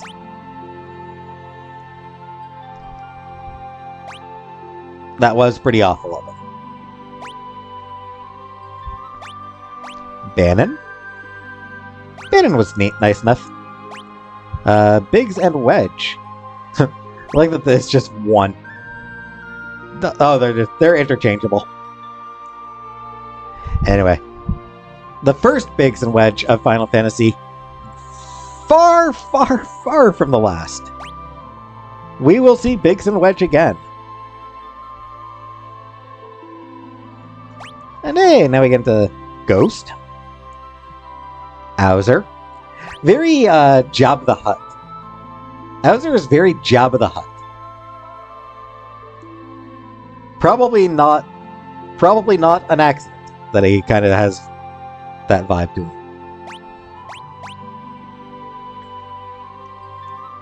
Again, the original script made him a little bit more interesting, and then on one occasion we meet him. Dataluma.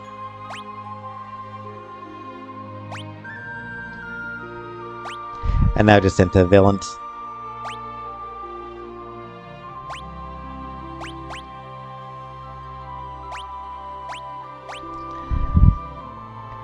There are some really cool designs.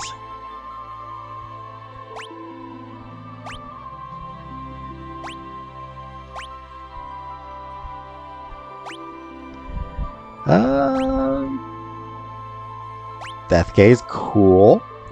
I'm still surprised that I managed to beat Death Gaze in the first battle. Typhon and Ultros! Hey, Ultros! I love Ultros. Goddess Crusader.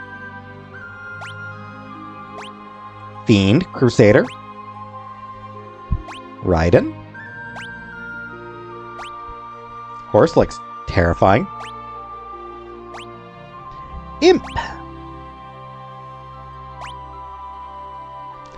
And now we get into some of the sort of 3D sprites. Not the ones that were used in the game.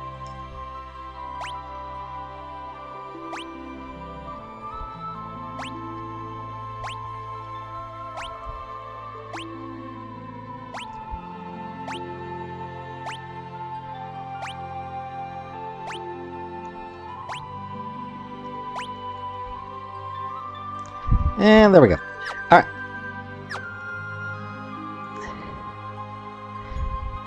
So, with that... And yeah, ending theme. 22 minutes for the ending theme. That's long. But, let's just,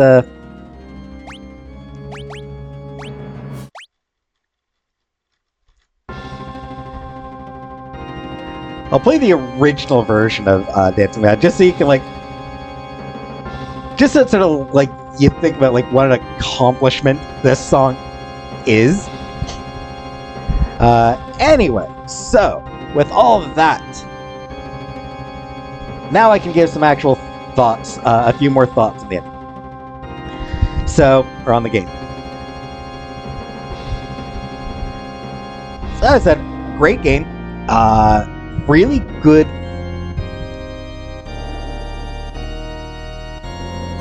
really good sort of analysis of, like, or really good take on, like, nihilism. The game has themes of loss, a lot of themes of loss, and probably the main theme by the end is just taking happiness where you find it.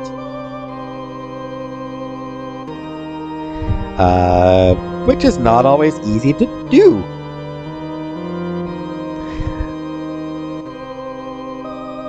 But that's sort of what the entirety of the World of Ruin ends up being about. It's so fortunate for this game that they finished so far ahead of schedule that they were able to do the World of Ruin. Because, like, that first half of the game, it's great.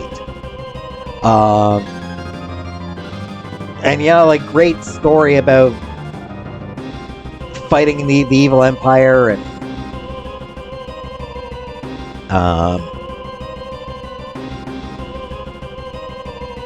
people battling tyranny. It It is, genuinely great stuff.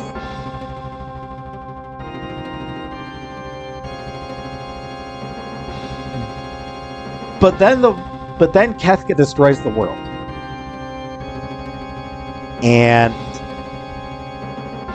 it becomes so much deeper a story. Because that's when, everybody has lost something at that point. Like, a lot of people lost everything. And it's just people struggling to carry on in a world where there doesn't seem to be much hope. But they do continue on. They do continue to have hope. Or at least they try to have hope.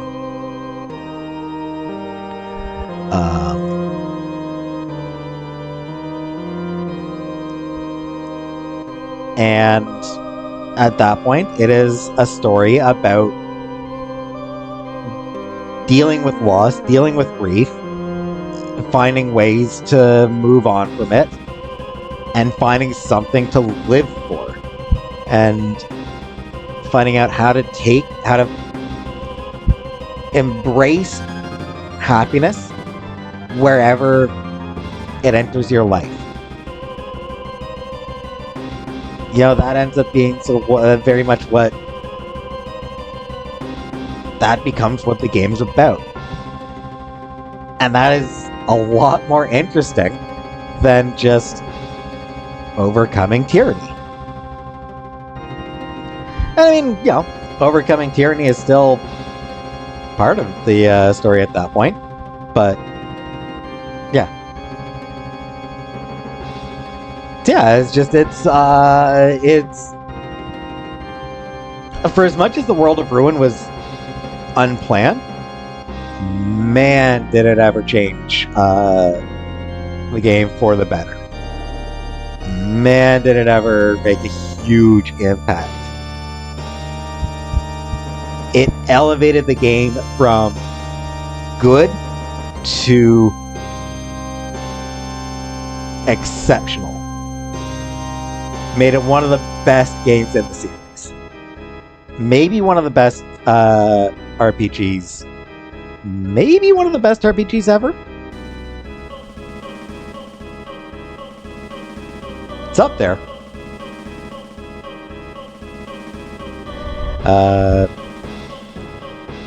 On a random note, not sure if I mentioned this previously, but there's a YouTuber who does really good retrospectives on various video games, most notably Final Fantasy series. Andrew Blewett. Not sure if I mentioned this previously, but he in his video retrospective on Final Fantasy VI, he drew a comparison between the Gestalian Empire and Japan's Meiji Restoration, which was an interesting point that he made. Japanese history is not something I know a whole lot about, but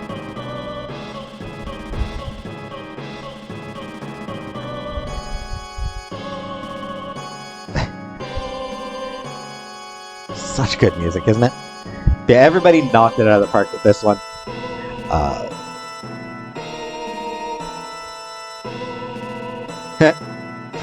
That's kind of funny. Terra just passed by Terra.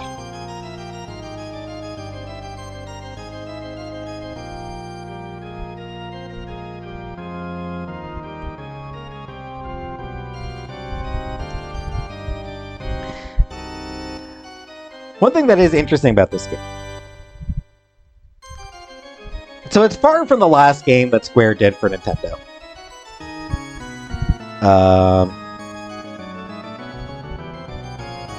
This is the last Final Fantasy game to appear on a Nintendo console for a good few years.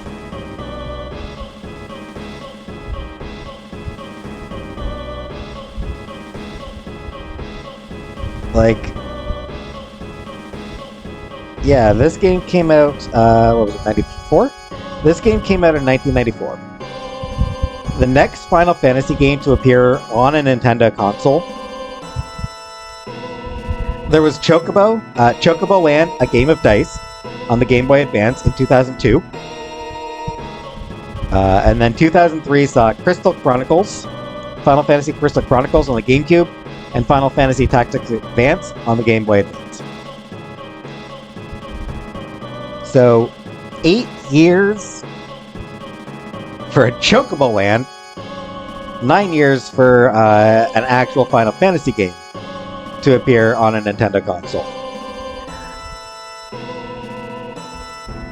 As said, there were other Square games that appeared on Nintendo consoles over the next couple years after this.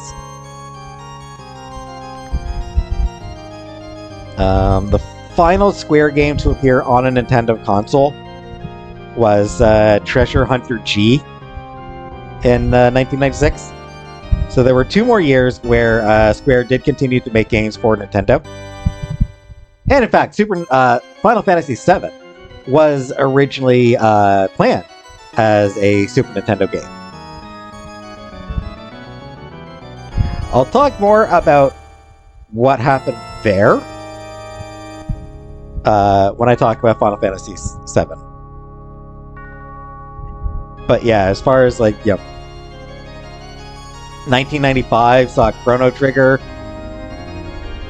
Secret of Evermore, and Super Mario RPG. Actually, 96 saw Mario RPG.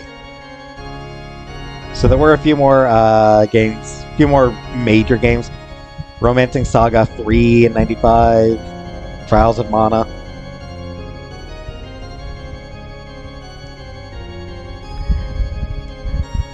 But yeah, I think as mentioned before, I do think that the Super Nintendo maybe the single best console for RPGs. It's not that better RPGs haven't. It's not that there haven't been a lot of other phenomenal RPGs made. I'm a big fan of the Mass Effect games, for example.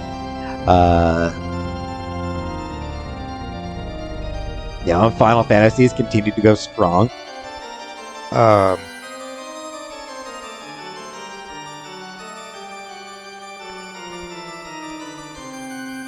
Fallout games are always popular.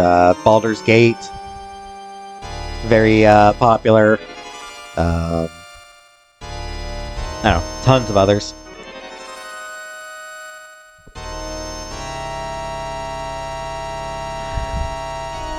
But the sheer number of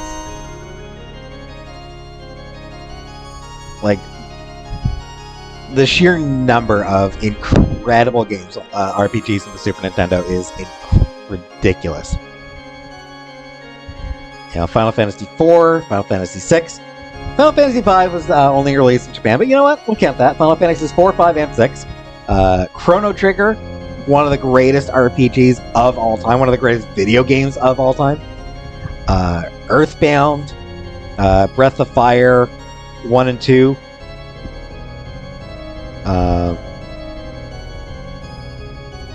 Secret of Mana, a couple other Mana games. The Romancing Saga games. Super Mario RPG. Did I mention Earthbound? Probably.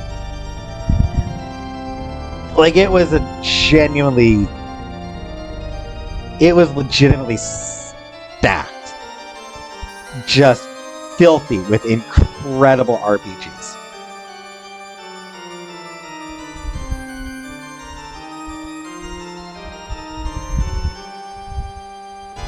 I don't think Nintendo's ever really managed to reclaim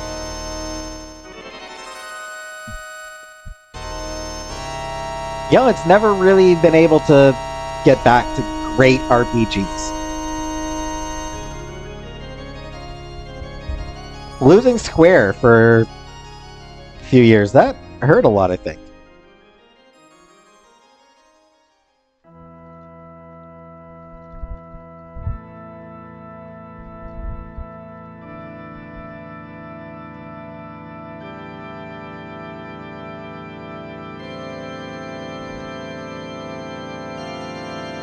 That, man, I love that. Call back to the original, to the start of the game. I love that bit. I love the bit that this bit just calls back to the very start of the game. Because, I mean, that's the music that starts this game. And then you get into this. Love it.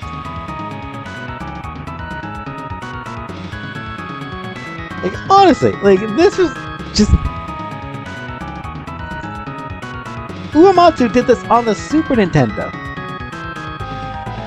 Did this back in 1994.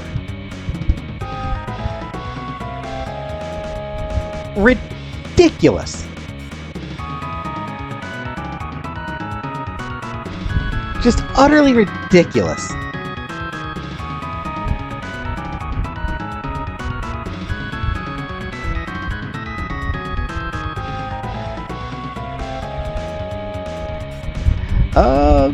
Did I have anything else to say about this game?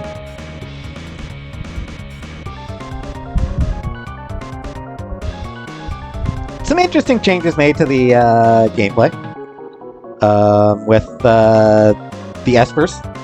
So like instead of like, you know, just stats going up, you know, every stat going up as you level, you know, you have to decide what stats you want to raise. That's a little bit of a tactical side to it. The fact that you can just have everybody learn, any character learn any spell as well changes things. It does run into the problem, it does run the risk of you just having like a bunch of characters who are all kind of doing the same thing. Though you're better off having certain characters specialize in certain things. You know, Sabin. Yeah, you could have Sabin casting Ultima. But Phantom Rush is better.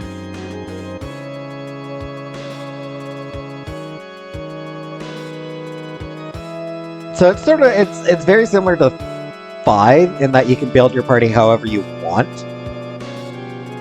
And 2 and 3 for that matter. So you can build your party how you want, but it's still handled in a different way than previous games did it. Innovation was always definitely a big thing with the Final Fantasy series. Square's always wanted to innovate with the gameplay. And the laugh.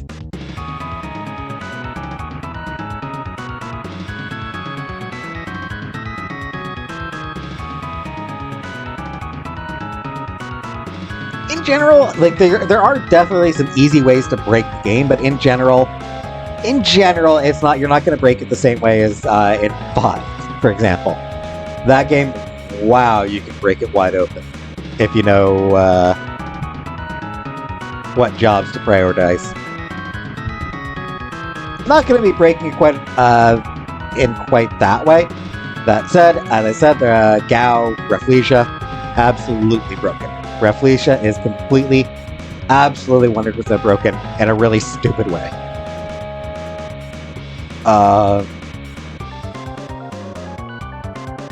But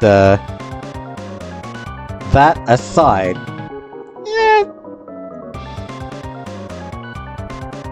the challenge tends to be fair.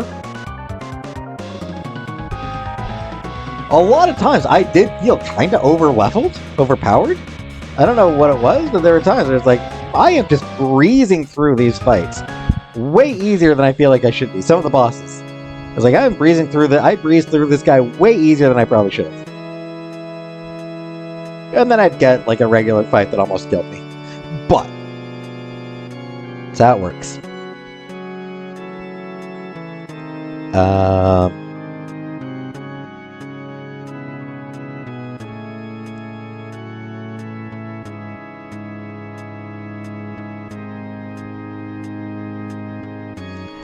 I would love to see this game get remade. In the vein of like Final Fantasy VII Remake. I would love to see like a modern day remake of this game.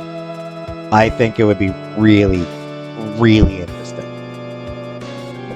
There's a lot of great scenes, a lot of really memorable scenes. And like if you're doing a remake, you can sort of expand certain things. You can do certain things that they couldn't do in the original, such as having your party members,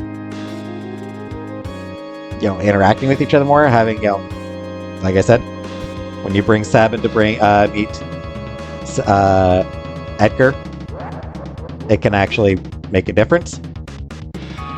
So they'd be able to do stuff like that. Factor in, okay, who's in your party for this section, and have that play out.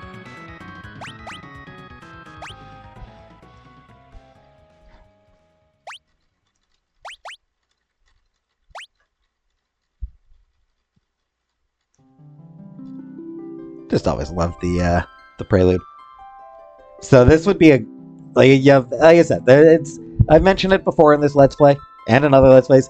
People often debate like what Final Fantasy game should get remade. 6 is the one that I think is most deserving. None of them are bad choices. I mean, like 10 is like the very latest you'd want to remake. Anything after 10, there's no point in remaking. Even 10 is sort of pushing it. I don't think even 10 really needs a remake. Hell, even 9 is kinda almost pushing it, and I wouldn't remake 8 either. Any of the first 6 games would be my preferences. And that's not anything against 8, 9, or 10. I just feel like they would benefit less from a remake compared to 6, where seeing things like the coin toss between Edgar and Sabin, or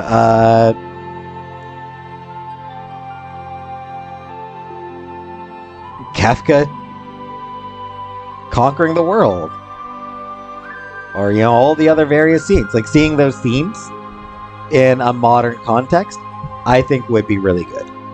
With modern technology, modern graphics, and just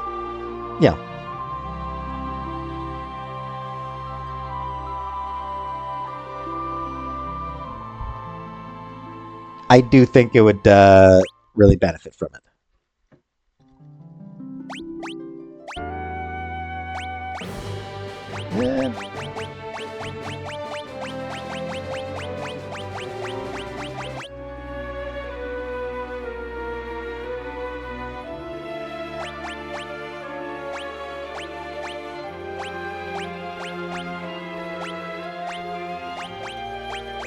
Sadly, the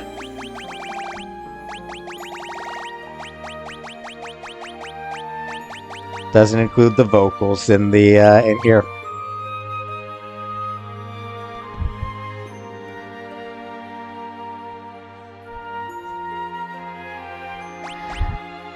And again, it should be said, the music in this game is incredible.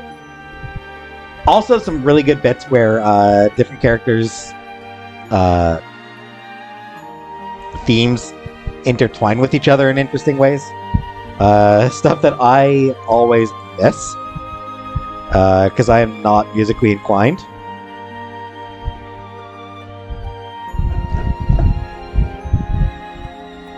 But leitmotifs, that's the word. A lot of them have really good blendings of leitmotifs.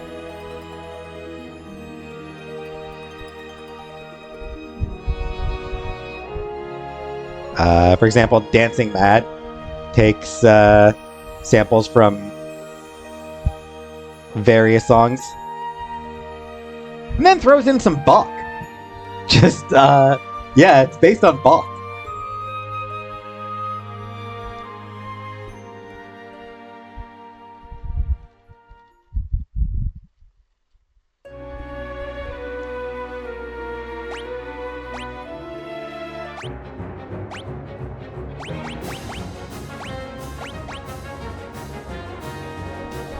This is fun.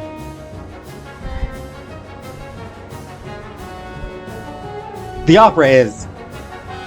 I mean, honestly, the opera alone is a reason to remake this game. Because, holy shit, it is an incredible section. It's just incredible.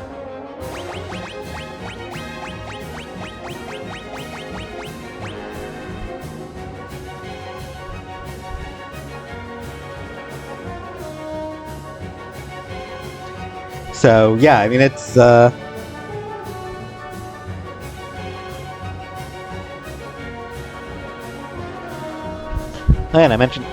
forgot to mention, Shadow. Shadow's staying behind on the, on Kefka's Tower's button. It's an interesting, choice.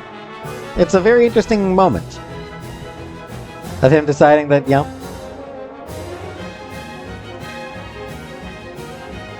he's done everything he can, sort of, I guess. He just wants to call it. Call it off.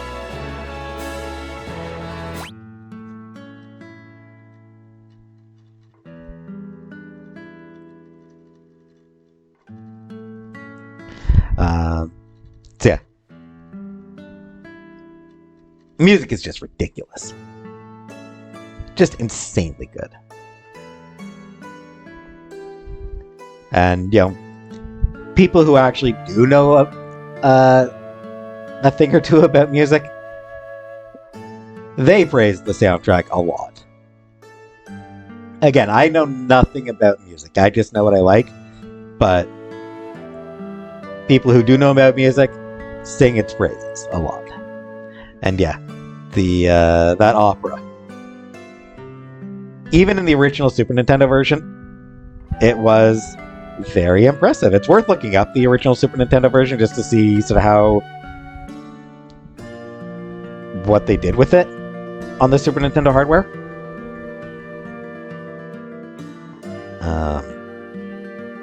And yeah, seeing that with modern graphics, with, you know, Cella's voice, you know, whoever they get to do, they have to have, you know, Cella's with the voice actor and having that voice actor do the opera.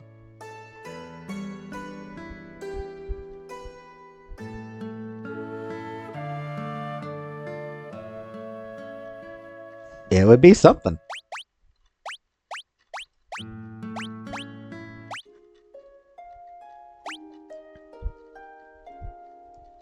So yeah. I believe there are plans to do a remake of Final Fantasy IX. I think that is the plan. Which, it's fine. It's a fine choice.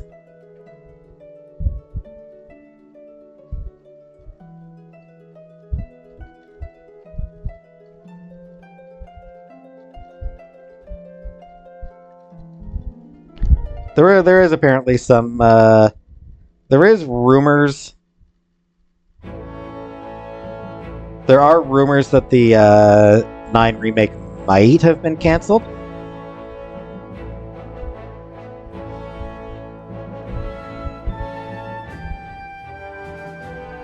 In which case, I maintain that they should do 6 instead.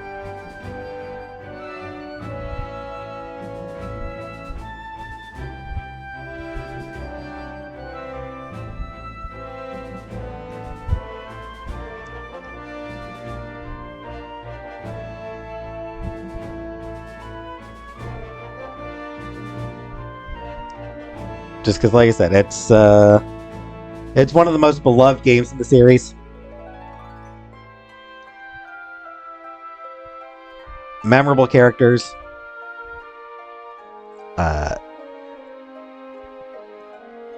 Really interesting story with some great twists.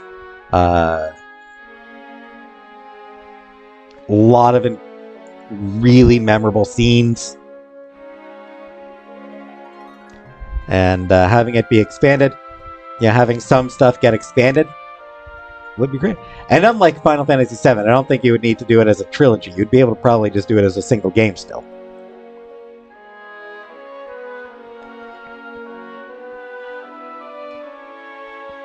At most 2 games, but I think you would probably really only need 1 game.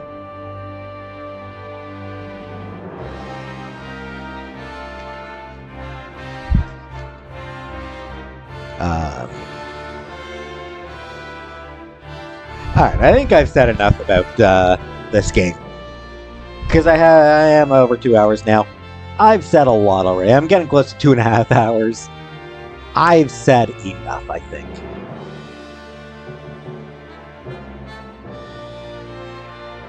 Definitely my favorite of the early Final Fantasy games. Might be my favorite Final Fantasy, period. Granted, I have not yet I have no experience with 7 outside of having watched Let's Plays of Remake and Rebirth. The original Final Fantasy 7 I have never played and never watched. Though I do, obviously, osmosis, know a lot about it. But otherwise, no particular.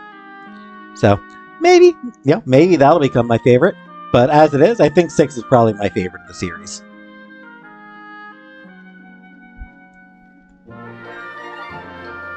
And like I said, I would absolutely love a modern day remake of it. But in any event, let's leave to the prelude. That is Final Fantasy VI Pixel Remaster.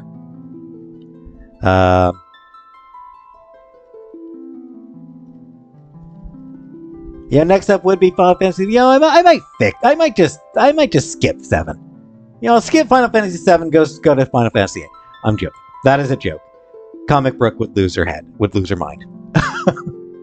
But so next up will be Final Fantasy 7. There's going to be a lot to talk about with that game. Wow, is there ever going to be a lot to talk about with that game? It's a big game. But, yeah. I have thoroughly enjoyed playing this. I hope you have enjoyed watching it.